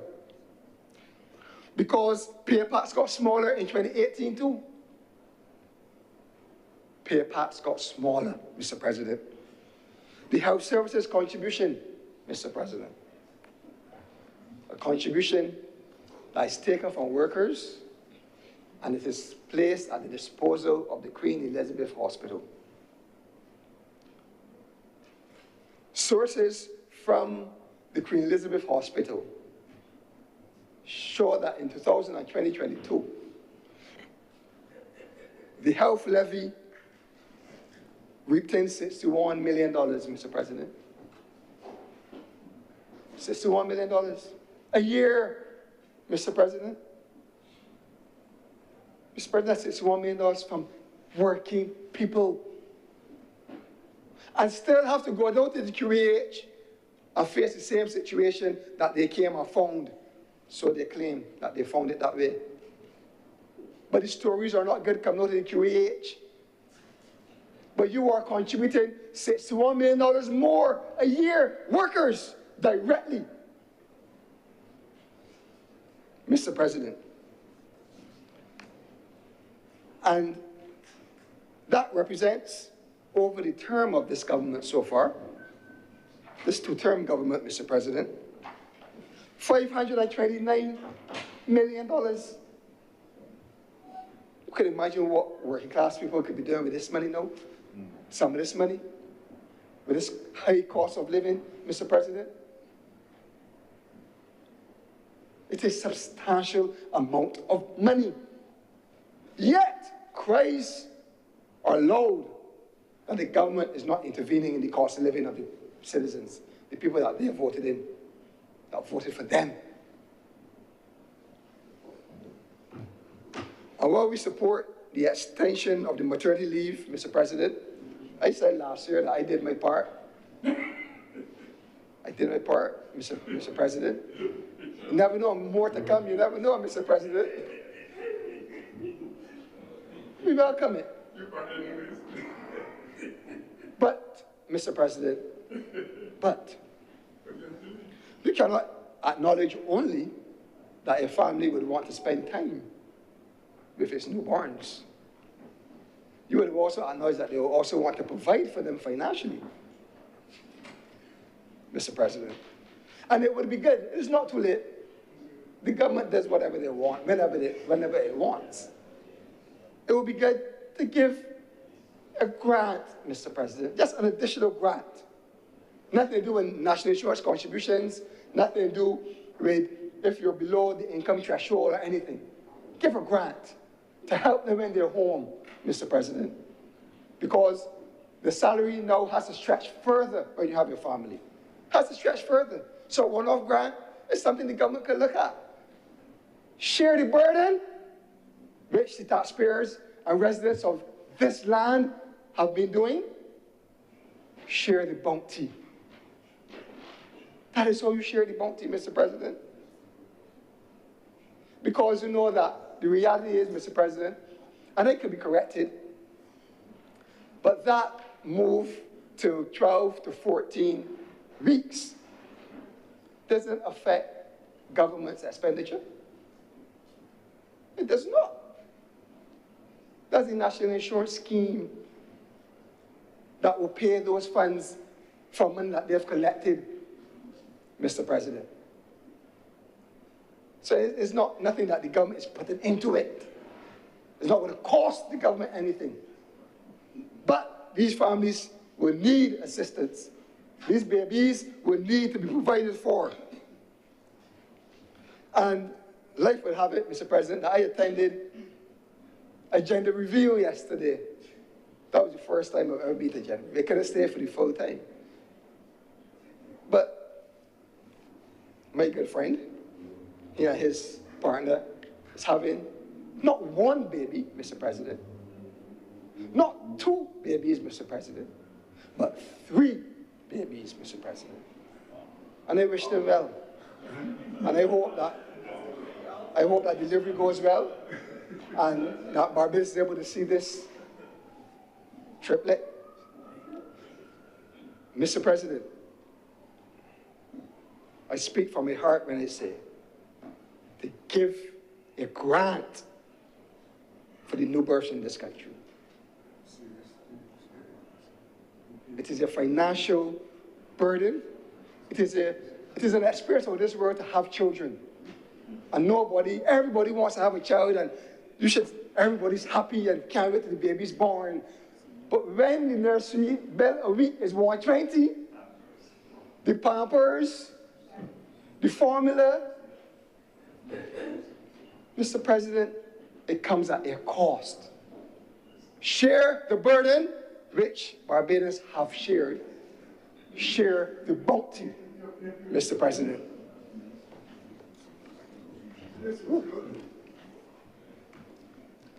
The garbage and sewage contribution levy, Mr. President, we cannot ignore. We cannot. And I can't go in detail because I have limited time. If I had 10 hours, I could go for the 10 hours, Mr. President. Mr. President, the Sanitation Service Authority, it was stated in 2018 that the Sanitation Service Authority will no longer be funded by the Consolidated Fund. It said that in 2018. And that it will be funded by the Garbage and Sewage Contribution Levy, Mr. President. And that Garbage and Sewage Contribution Levy has yielded approximately $563 million since 2018 up to the end of 2026, if we extrapolate. The government can come and tell you that it's not 563 million, it's 530 million, and it is a lot of money, Mr. President. A lot of money. We are now told that that will be repurposed. So they're not going to deal with some of that will be repurposed, they're not going to deal with the sewage component anymore. So instead of getting the ease from the sewage component without spending power, Mr. President, instead of getting the ease off of the bill, because you know when, and they all climate financing and the climate swap financing and raise the money to do the work that was intended to be done by this levy, you are to repurposed now. So although the work is done for the initial purpose, households still have to pay. So the government continues to reap the tax revenue from hardworking households, Mr. President. The fuel tax, Mr. President, was abolished July 1st, 2018, replaced the road tax. The government is collecting about $82 million more a year. Mr. President, are you seeing the picture that I am seeing? That with not intervening with the cost of products, goods, and services for Barbadians, and Barbadians having to take all of that increased cost, on the other side, the government has participated in reducing their spending power with these taxes, Mr. President. $82 million more collected. But yet, we have to go and borrow money to repair every road in this country. Yet the taxpayers have to borrow to repair every road in this country, Mr. President. What has this government been doing with all of this money? So, Mr. President, I've been calling a lot of numbers. But we have to add this $1.2 billion to the previous $36.9 billion that I spoke about earlier. It's almost $38 billion that this government has had, easy, from the taxpayers of this country. And yet people complaining about poor health care, shambles in education, poor facilities in education, poor facilities at the police station, high cost of living. And they were not spared, Mr. President. I had to pressure this government to ask questions of why the price at the pump was not coming down. And up to now, the government has not seen it fit to explain to Barbadians why. That is how they govern. But I can tell you, Mr. President, that when it comes to the financial affairs of this country, the people of this country are grateful for the advocacy of the leader of the opposition. Because look at what's happening in Hope, Mr. President. Look at what's happening with the travel expenditure, Mr. President. Look at what's happening now with the fuel tax, with the price of the gas at the pump. Without the advocacy of the Democratic Labour Party, Mr. President, government is silent. Government only speaks when pressured. And we will continue to put on the pressure, Mr. President. But I argued strong for months why the price at the pump was not coming down, although all indications globally said otherwise. And Mr. President, I did my calculations, and that has cost persons who have to go to the pump at least $2.6 million a month for 15 months. We're talking about close to $40 million, extrapolated again. So, carry out the cost of living. The impact of that on small businesses and households, Mr. President. That is what this government has offered to the people of this country. And bus fares went up, Mr. President, from $2 to $3.50 in one shot. One shot. How do you feel about poor people? Poor people who catch the bus. Let me get real. Poor people catch the bus. Every single person here, Mr. President, will either get in their car and drive home or get a drop in the car home, Mr. President. Poor people who catch the bus, and to give them that shock overnight. You know the impact that had in households? Person already struggling to make ends meet. They go catch 2 buses to work and 2 buses back. It's the biggest blow. And some of you don't understand the impact of these things. But Mr. President, if we look at the reports coming out of the Barbados Statistical Service, at October 2018, when those bus rates changed, Mr. President, 51,500 workers earn less than $500 a week. A significant amount of people who are likely to catch the bus to go to work, from work, to the polyclinic, and to conduct other business, visit family, whatever, Mr. President. Mr. President, we're having a little discussion about cost of living because the people who are complaining that the government did nothing for them as it relates to cost of living. It is our duty as the opposition to raise these issues on behalf of the people of this country. Utility costs, light bills going up, Mr. President. And the leader of government business spoke extensively about all of the work that is being done in the Ministry of Energy. Barbados only have one question. Will it resound to reduce electricity cost, or at a worse, stabilizing electricity costs in households? That's it.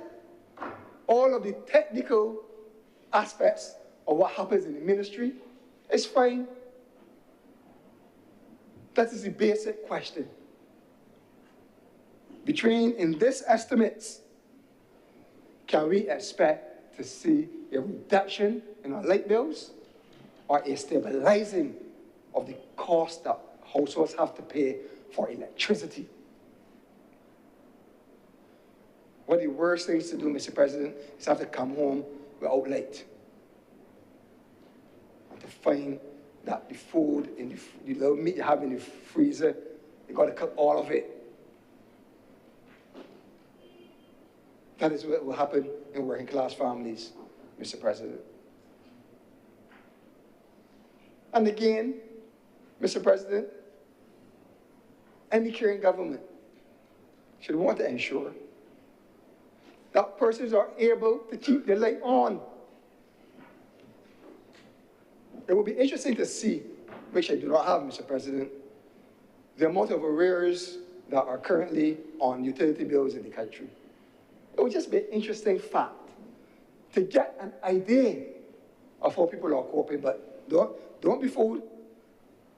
Bajans don't play with lighter power. Bajans do not pay with the Barbados lighter power bill. If there's one thing they can ask a politician to pay, is the light bill or the water bill, Mr. President. So, Mr. President, what is amazing, and I use the word amazing, because, as I said, the leader of government business was comprehensive. She was comprehensive in her report when it dealt with energy. But in the estimates, we understand that taxpayers now have to fund refinancing for these renewable energy systems. She looks puzzled, Mr. President, but I see that $15.1 million is going to be made available to persons who can refinance their loans at the bank because of the stall up on the grid at the Barbados Light and Power, Mr. President. Mr. President, I really regret. What do you raise? I raise on a point of order. I really regret having to intervene on the honourable member's intervention, but that is a gross misleading of the public of Barbados and a gross misleading of the chamber. Mr. President, the $15.8 million is already allocated from previously existing financing that has been unused for the purpose of the Smart Energy Fund. It is being repurposed for the purpose of making it available to business people. It is not new money, Mr. President. The honourable member is misleading the chamber. And if they don't understand, say so. But you don't get to muddy the waters in this way. Please proceed, Senator Walters. New money, old money, Mr. President. $15 million that could be transferred under that Smart Energy Fund. I help with some poor person in Dickers Farm or in Free Hill, Full up. Mr. President. Old money, Mr. President? This is what this government is coming to know, that they got old money and they got new money. That's taxpayers' money, But they can't find money to go. but they're repurposing it to facilitate their failure as a government. Mr. Chairman, I rise on a point of order. That's a point of order. The honourable member is again misleading the House. This is not taxpayers' money. This money has not come from any taxes, from any Barbadian, anywhere. There are two agencies that vested money, as a matter of fact. Both of them have endorsed and signed off on this project. This is not taxpayer money. And in actual fact, the honourable member is speaking about helping small businesses. This is for SMEs, small and medium-sized enterprises who need the help. And the honourable member, if he does not understand, I do not mind. I understand that they may not know everything. I get that, Mr. President, but they do not get, especially his colleague who is trying to talk over me. If they don't understand, I get it, Mr. President, but don't mislead the public. Thank you, Senator Cummings. President Senator Walters. Mr. President, repurpose the money to help taxpayers of this country, Mr. President. Repurpose the money to help reduce the cost of living, Mr. President. Repurpose the money to the benefit of the taxpayers and the households of this country, not for the persons that they have led to make investments in the renewable energy sector and now are second salt because of their bad policy or bad implementation of policy, Mr. President. Poor management of the renewable energy sector, that is where you need to put it there. Mr. President, licenses and tariffs from the DLP, Mr. President. 25 years. Mr. President, the government can't shelve this responsibility on previous administration. They come to these chambers and make a lot of changes that Barbados don't agree with. This government is going to give away a parcel of land. Mr. President, to a financially profitable bank. And they come to this chamber talking about old money and new money. Mr. President, the people of the country want to hear the Minister of Energy speak to them. She does not speak to them. The Minister of Energy speaks to the business class and the regulators. When she starts to speak to them, maybe she will start to listen to them. Communication, Mr. President. Light bills, based on the current implementation of this government, light bills will continue to rise. But they do not want to come and tell the people of Barbados, I'm not going to be the bearer of bad news. I'm going to be the bearer of facts.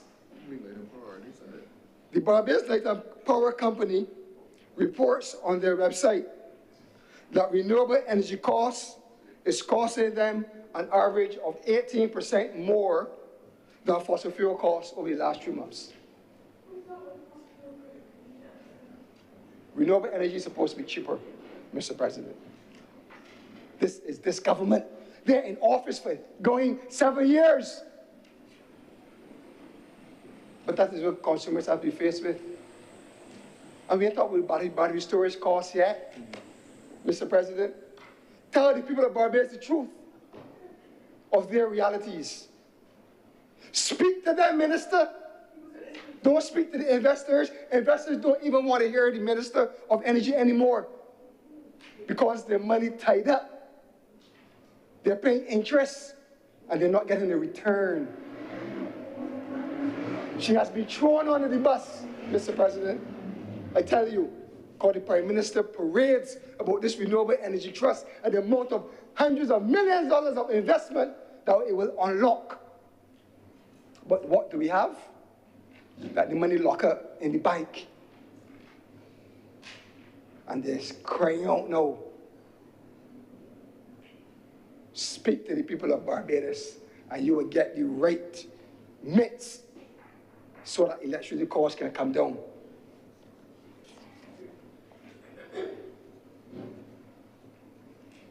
The Ministry of Energy can be summed up.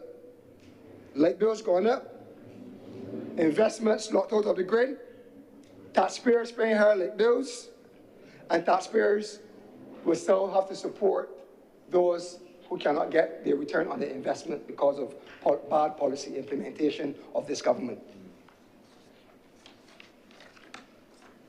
Mr. President, sometimes when I come to this chamber, I tend to want to move on and not live in the past.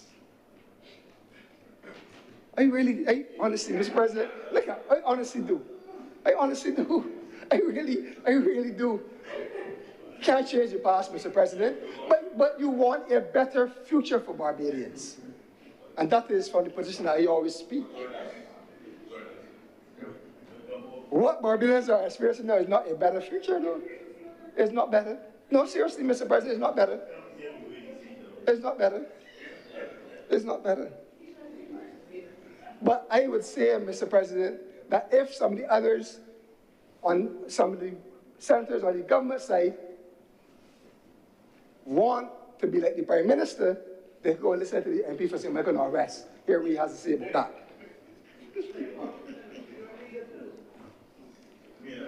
Put on your scarf. I can't see the other things, Mr. President, but put on one of the scarves. Look, Mr. President, I don't like to go back, but Senator Cummings thought she had a point to prove this morning, Mr. President. She thought she had a point to prove. So she went back, and she acted as though the Barbados Labour Party is the best thing since sliced bread when they're in government. Mr. President,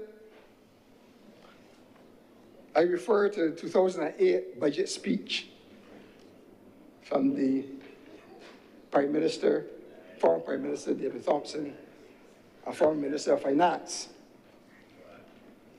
And an extract from his speech, Mr. President, he was shedding some light. He was reminding Bajans of what the Democratic Labour Party saw when they came to office.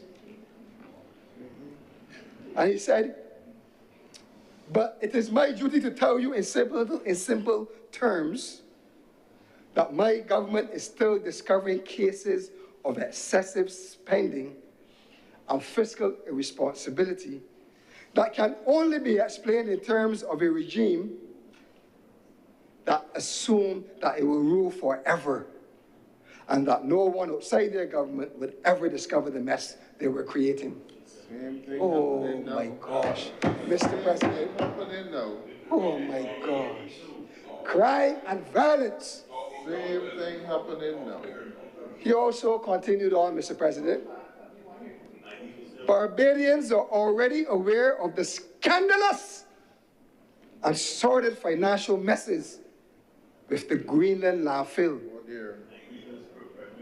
the GEMS project, the National Housing Corporation building at Warrens, Kensington Oval, the new Barbados to US currency prison, the Barfoot facilities at Silver Sands, Here. That's in here too. and the wastage and squandermania at the Urban Development Commission, among others. This is 2008, Mr. President. I have not yet begun to deal with the ABC Highway project or the 35 million in roads in St. Philip, for which financial provision have not been made. Mr. President, To that. he went on to say, we also had to find $33 million to clear the National Housing Corporation's overdraft, $27.8 million for the Transport Board, $5 million for the Enterprise Growth Fund, $8.1 million for the Queen Elizabeth Hospital. That can't get much. Mr. President, the leader of government business made me read this to embarrass them. Because this is an embarrassment. Because they paint a picture that they're the best inside sliced bread. They can do no wrong. Yet, they are not transparent and they do not hold themselves to account. We have to wring everything out of them. Mr. President, when I was growing up, you used to hang the clothes on the line outside. Sometimes when you want your clothes to dry fast, you're going to wring them. I shake them out, bring out all the water. You have to wring information from this government, Mr. President. And you see it with hope. Yes, You see it. You see everybody hot and sweaty now. Big meetings to defend nonsense, Mr. President. But Mr. President, it brings me, and I smiled when I listened to the presentation by the leader of government business and how she spoke about all of what she considered to be the bad management of the economy, the macro picture, she said. And this government mismanages money. And it continues today, Mr. President. It mismanages and it wastes. And what it doesn't mismanage and waste, it gives away. You see that leprechaun changes? No, It is very important, Mr. President, that we safeguard every dollar, every cent that taxpayers put into the Treasury or in any other statutory organization, corporation of this government, Mr. President. Very important. Housing is in a mess. And I am not only calling for hope, home ownership providing energy to be shut down today. I called for this a few weeks ago before they were exposed, Mr. President. Because how do you see it fit to spend taxpayers' money loosely when you have a National Housing Corporation that can do everything that Hope is doing? And this minister of vesting lands, because he can't be Minister of Housing. Can't be Minister of Housing, because they're not housing. Minister of vesting lands is now trying to throw the previous management of Hope under the bus. Like, as if he excludes himself from the process of managing. He should resign. if he does not accept responsibility, do like the Minister of Crime Prevention. Retreat! Retreat, Minister! Mr. President, hope, they're laughing because they all live in nice houses. Hope is wasting taxpayers' money.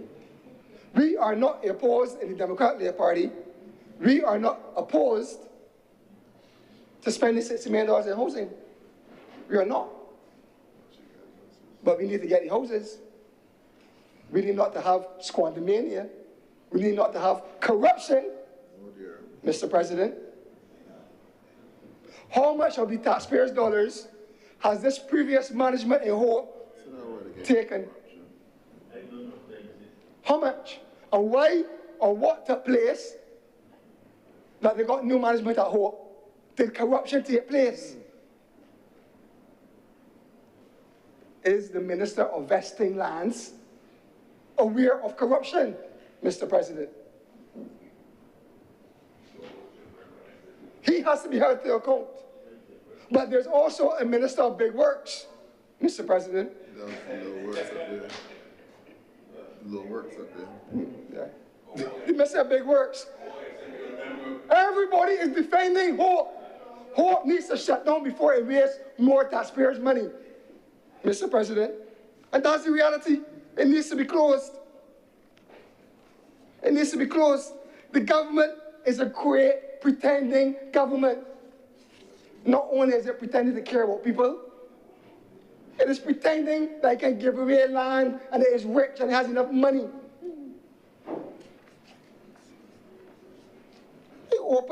Recently I saw a headline, Mr. President, free land. But I swear that Beatrice don't get some land free. The government is giving away prime real estate land to a profitable entity. Mr. President, I went on the website of the African Export-Import Bank, and they have assets of $32.2 billion US dollars, Mr. President. I agree that what they bring will be benefit to Barbados, but what they'll be asked to pay to the taxpayers of this country for the land will be very negligible, Mr. President. $32.2 billion in assets. The $300 million investment, less the land, because it's a done deal. It is a done deal. Just like the Horton Civic Center was a done deal. And we came in here, Mr. President, to pretend that it wasn't. To defend culture and heritage.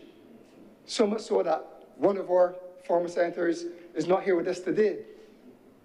So much so that even the Minister of Culture, who sits in this chamber, had nothing to say, Mr. President. But she's smart. I see why she had nothing to say. Because she would not be here today if she spoke contrary to the Prime Minister. Mr. President, zero, the investment, Mr. President, is less than 0.9% of the bank's assets. A drop in the bucket, not even 1% of the bank's assets. The investment that they're making here will be giving away the land. But they will try to spin the story that the Democratic Labour Party is not interested in investment. We're interested in investment, but can we afford to give away land when there's so much critical issues that need financing? Mr. President, this estimates 2025 to 2026. It says estimated excess of total expenditure over current revenue, $1,155,240,134. We'll be rich. And you've got to add that, Mr. President, to the $1.4 billion of deficit last year, and the government pretending that they can give away land. There's so much issues and so much money needed to deal with these issues. Mr. President, wastage. Taxpayers paying heavy for wastage. Steel frame homes. Housing is a mess. Housing is a mess. And the Minister of Vesting Lands cannot name 4 developments that the government has executed since getting into office. I can do it. I can list some of the developments that the Democratic Party did because the leader of government business took us back there. Marshfield, St. Philip, Work Hall, St. Philip, Greece, St. George, French Village, St. Peter, Fort Hill, St. Peter, Woodbourne, Arley Heights, River Crescent, Green St. George, The Grotto, Sears Court, Stewart's Lodge, Country Park Towers, Valerie, Fords Roads, lower income homes in Constant St. George, Lancaster 1 and 2 in St. James, Woodburn in St. Philip, Riverview in St. Philip. Oh my God, we had a Minister of Housing and Lands back then. Oh, we come to this chamber to vest lands in this thing, and vest lands in Hope, and vest lands in NSC, and we are not seeing the houses built. Important steel frames. Steel frame homes, Mr. President. The original cost moved from $29 to $53 million. And that was last year, middle of last year, March or so last year, Mr. President. That is a cost overrun of $24 million. That's significant. And that's almost equivalent. That's 82% of the original cost. How? When? Where? You're probably just going to blame it on somebody else as well, because they think that they just forget about this. Because when they overlooked private small contractors to convince Bajans that they will import these homes and build them in 4 to 6 months, we're 3 years on and not all these houses have been built, Mr. President. But we are looking down the barrel, $24 million of taxpayers' dollars that could have gone to welfare and social services in this country. This is what this government is presiding over. Housing is a mess. I'm surprised that in the reshuffle, that minister was not moved. But maybe because he doesn't call the shots in the ministry, Mr. President. Mr. President, the government is a great pretender, pretending all is well when all is not well. So you end up wasting, you end up giving it away, you end up overspending, you end up overlooking corruption, and yet you're extracting billions of dollars from the taxpayers of this country. And I'm not going to spend a lot of time on the debt. I'm not going to spend a lot of time on the debt, but just to say, Mr. President, that to the government, stop pretending. Stop pretending. They have bills to be paid. They have bills to be paid in this country. Stop wasting. Stop squandering. Mr. President, I cannot speak about wastage without speaking about regathering, Mr. President. What is the purpose of regathering? Does it have a core purpose that is going to benefit the people of this country?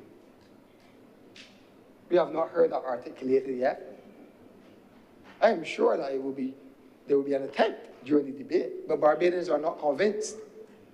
Is there still a regathering? Is there still a regathering, Mr. President? When last we heard about regathering? Regathering gone quiet now. The gathering is silence, Mr. President. The gathering is silence, Mr. President. Mr. President, I looked in the estimates to try to find out what does this regathering spend. I had to wring it out of the estimates. Thank you, Senator. That's the truth. So, control F, and regathering comes up. Regathering in culture, Mr. President, Minister of Culture is here. Regathering in foreign affairs. Regathering in home affairs. Regathering international transportation. Regathering in tourism. Regathering Vision 2025. Regathering in youth. Oh my God, Mr. President, regathering in energy.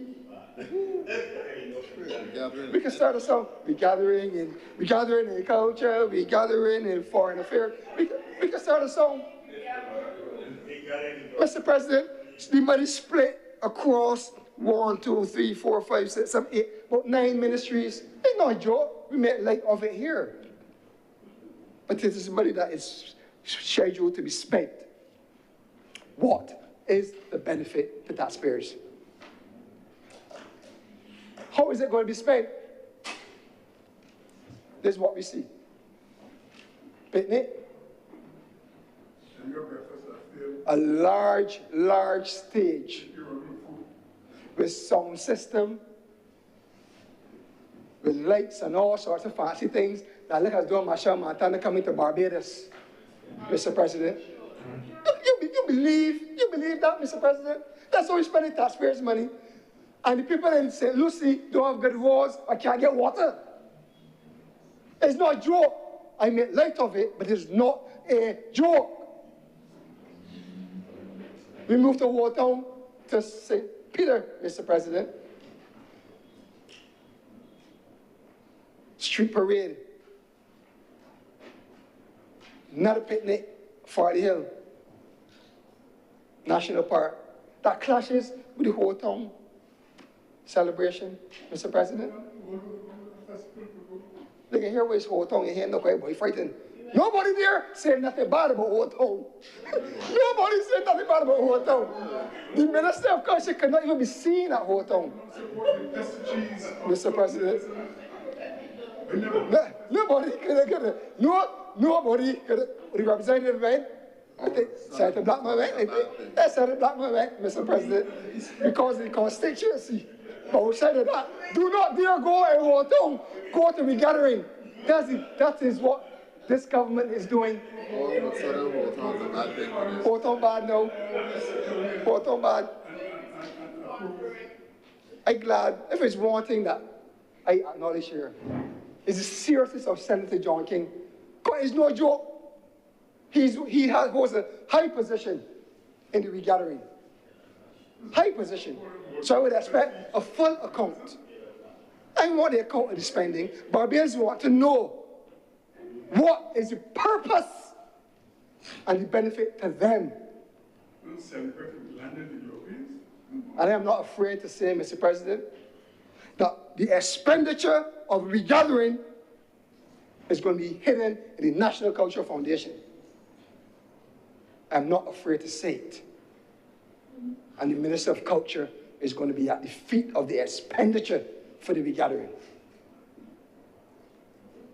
But while the National Cultural Foundation will be asked to spend large sums of money, because that's just a start. St. Lucie is just a start.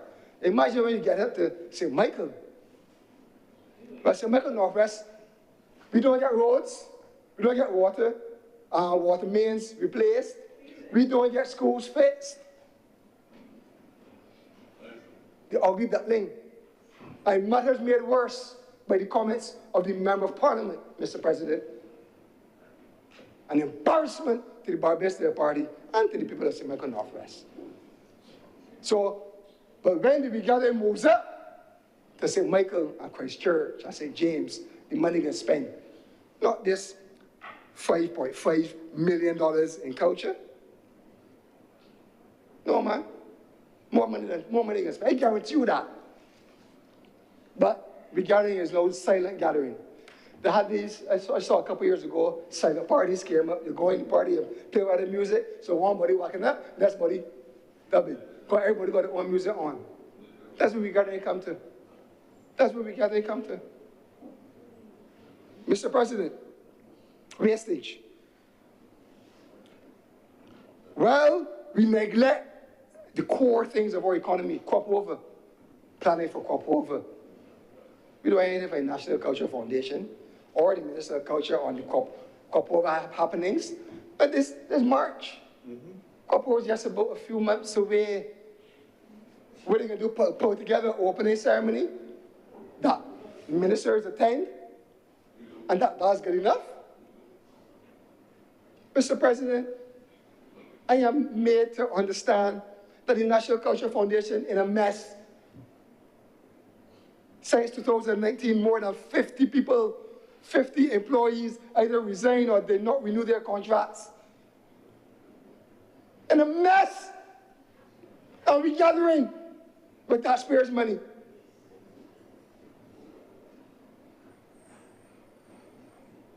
I can guarantee you, Mr. President, that they will spend more of taxpayers' money that has been identified in this budget on regathering. And they will try their best to conceal the spend. And instead of the Minister of Culture focusing on the priorities of her ministry, and in particular the National Cultural Foundation, that they can't get no employees to stay. Talk about the leadership of that institution. Talk about the fact that for the last week, they even had access to email, so they probably didn't work. They could not do what they were charged to do when they go to the office. This is happening in this country. But the government is parading parish to parish, spending taxpayers' money. And I am happy that at least some of the beneficiaries are small people. But does that justify the spending of large sums of amounts of dollars when we are staring down a barrel of $1.1 billion deficit, and when we have so much challenges to face and to fix and to correct in this country? Mr. President, the government wants the DLP to withdraw itself from a conversation about reserves. And it uses a lot of emotive language about the state of reserves. We support adequate reserves. The Democratic Labour Party supports adequate reserves. What we have asked the government is that given the fact that most of the reserves is borrowed money, and they choose to hold such a high amount of reserves, 31 weeks, compared to the global benchmark of 12 weeks, what is the cost of that borrowing for the excess they are holding to taxpayers? They can try to flip it and swing it anywhere they believe, but that's what the question we ask. What is the cost of holding such an excess to the taxpayers of this country? They're holding 31 weeks. The global benchmark is 12 weeks. Why not 18 weeks, Mr. President? Why not 20 weeks or even 24 weeks, Mr. President? Why not double it and do 24 weeks, Mr. President? That's what we're asking, because it is a cost, and because taxpayers are not readily aware of the associated costs, they think they can come here and parade about going into the supermarket and able to pick something off the shelf. That's not what we're saying. How much is enough, Mr. President? How much is enough? Mr. President, the excess above the global benchmark of 12 weeks is about $1.9 billion, rounded off at $2 billion. And if the average cost of interest for the government was, say, 4.9%, that would cost taxpayers $97 million in 1 year. If it is below that 4.9% and is above 4%, it will cost taxpayers $78 million a year. But if the interest, Mr. President, has risen above the 4.9% and at 6%, it will cost taxpayers a whopping $117 million a year. What could we be doing with $117 million a year? or $97 million a year, or even $78 million a year, and even if it was $50 million a year. That's just excess, Mr. President. And Mr. President, that is the question we ask. Tell Barbadians if those numbers are accurate or not, or what is the cost that they have to pay. We support adequate reserves, but how much is adequate? When the global benchmark is 12 weeks, and you're not holding 24, you're holding 31. Mr. President, if the government held 20 weeks, because I heard in someplace else, the governor of the central bank making sport at this situation. Huh? See, when you become privileged, you've got to be very careful. Because I was there, I heard, he made a statement that 12 weeks, nobody don't hold 12 weeks anymore. And he cited all these other jurisdictions that hold in 30 weeks and 40 weeks and 20 weeks and so forth. And he said that 12 weeks popped down. But the other side of that is that we do not manage those economies. We don't know that if that is borrowed money that they have. We know in Barbados that the 31 weeks is borrowed money. So we ask the government, is this the right policy, holding such a big excess? If the government was to reduce, Mr. President, that 31 weeks to 20 weeks, Barbadians, not the government, Barbadians could save $60 million of interest payments in this year.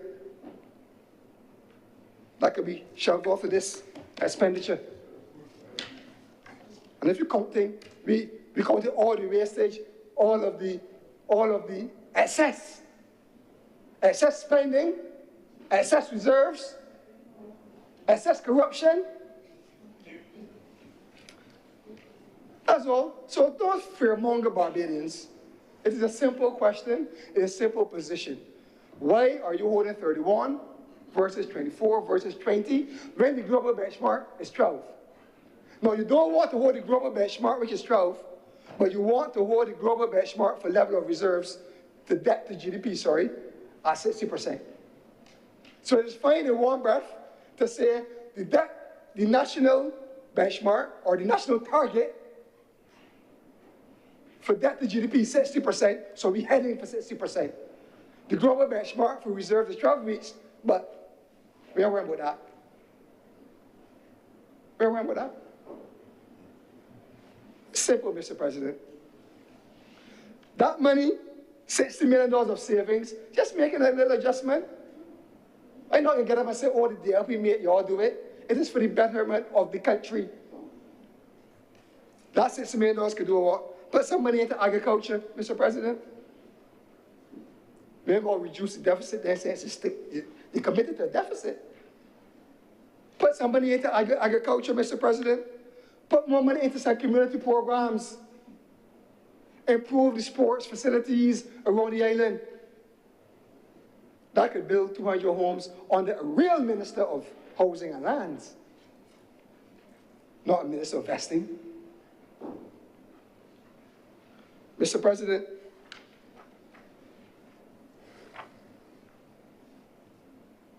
another situation, Mr. President, and this is very important to the country.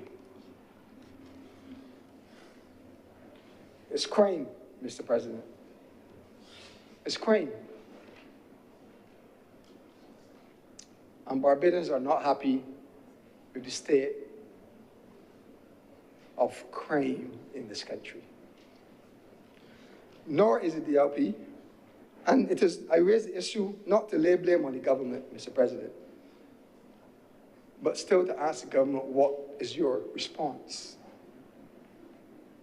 How much money, more money, is going to be allocated in the estimates? How much more money can we spend to safeguard our neighborhoods, our communities, our small businesses? Mr. President, no retreat, no surrender. Did the former Minister of Crime Prevention retreat Or did he surrender? Mr. President? And where all the spending, all the unapproved spending gone? Corruption and squandermania. Mr. President, we're talking about expenditure. We're talking about trying to make sure we have enough money to pay our bills.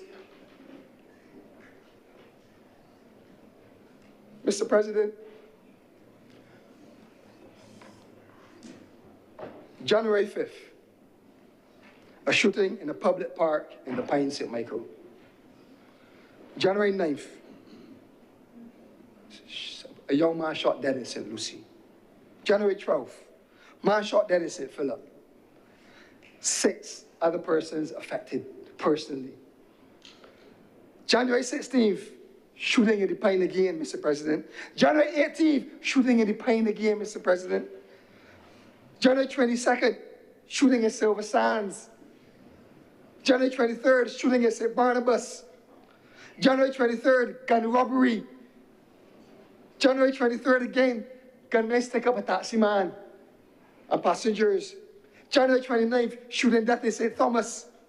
Mr. President, February 5th, murder in Vauxhall. February 8th, 2 gun robberies, cars stolen in that process. February 15th, armed robbery and a home invasion. February 20th, man shot dead in St. Lawrence. February 20th again, armed robbery in 6 Roads. February 20th, shooting in Long Gap. February 23rd, shooting in Parishland. February 27th, shooting death in St. Michael, Wavell, Black Rock. March 1st, a shooting, robbery of a food business in St. Philip. On March 10th, armed robbery after a party cruise. Gun-related crime. I am not blaming the government. We are asking what is the government's response to this activity, Mr. President? How could we wean out the wastage, the $7+ million in the regathering, and redirect it to help our police service? How can we strengthen our judicial system with the extra $60 million that we are paying in interest payments because we decide that we're going to hold so much reserves, Mr. President? That is the crux of the matter. That is the crux of the matter. There's no politics in death. But we ask the government, Mr. President, we ask the government to take action and to use the money put there by the taxpayers wisely. Be good managers of the purse, the public purse. In the estimates, I see National Crime Prevention Program. I assume that includes the Peace Program, Mr. President. $20 million will be last 2 years. $20 million. That's a lot of money. And again, if not for the leader of the opposition, we would not have unearthed. He had to wring the information out of the government. That the government minister was making payments that were not approved, or so we have heard. He has since then resigned, Mr. President. But what's happened to the $20 million over the last 2 years? What will happen to the $12 million estimated in the coming year? Under the National Peace Program, sad to say, Mr. President, which has been a failure, crime, especially gun-related crime, increased. Murders increased. And the person that was in charge of crime himself was thrown under the bus by the Attorney General, who said he had to intervene to stop him from spending money in an inappropriate way, taxpayers' money. No retreat, no surrender. This is not a good story. The money, again, it is how does a government use the monies at its disposal for the betterment of the people? How does it do that, Mr. President? Time, Mr. President. You have 5 minutes to wind up. Mr. President, as I said, I could go on. There are a lot of issues in the country, and flowing from expenditure, Mr. President. I shared with the Chamber and with Barbados the amount of money that this government has collected over the last 7 years, and including the upcoming year which we are debating today. Revenue from taxes, Mr. President, 25.5 billion. Non-tax revenue, 1.8 billion. Debt, 9.6 billion. Health services contribution, 528 million. Garbage and sewage contribution, 564 million. Fuel tax, an additional 82 million. Excesses at the pump for 15 months because they did not reduce the price at the pump to consumers who remain vulnerable to the government, $40 million. $38.1 billion, Mr. President.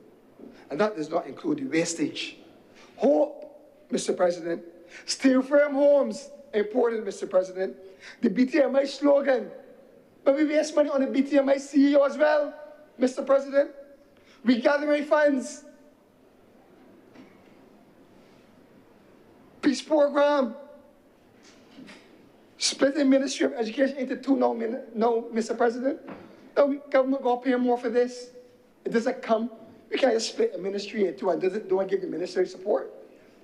Is that even incorporated in here, Mr. President, or will that come at the end of the financial year? Those are simple questions. Wastage with an oversized cabinet, of whom 5 ministers sit in this chamber. Yet, Barbados has not been transformed.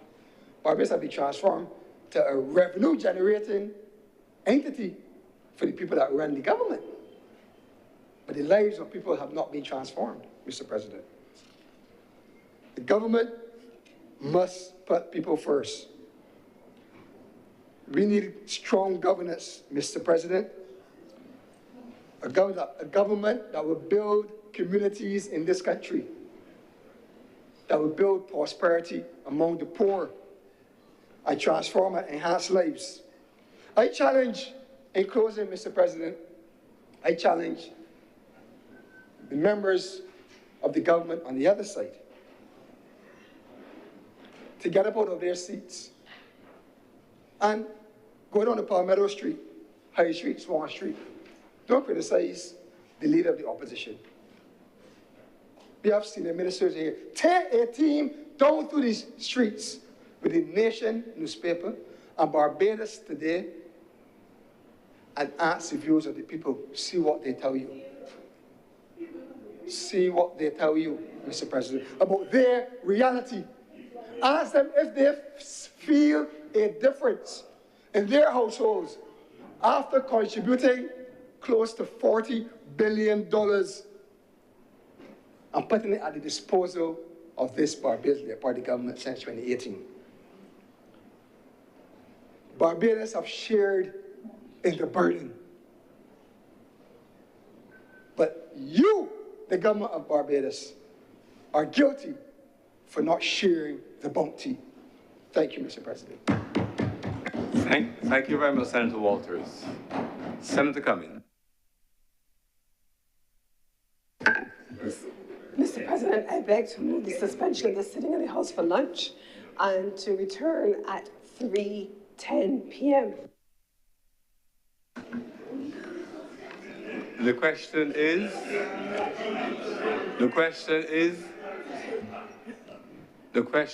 that the Honorable Senate be now suspended until 3:15 p.m. today. Will those honorable senators in favor please say aye? Aye. Those against please say no.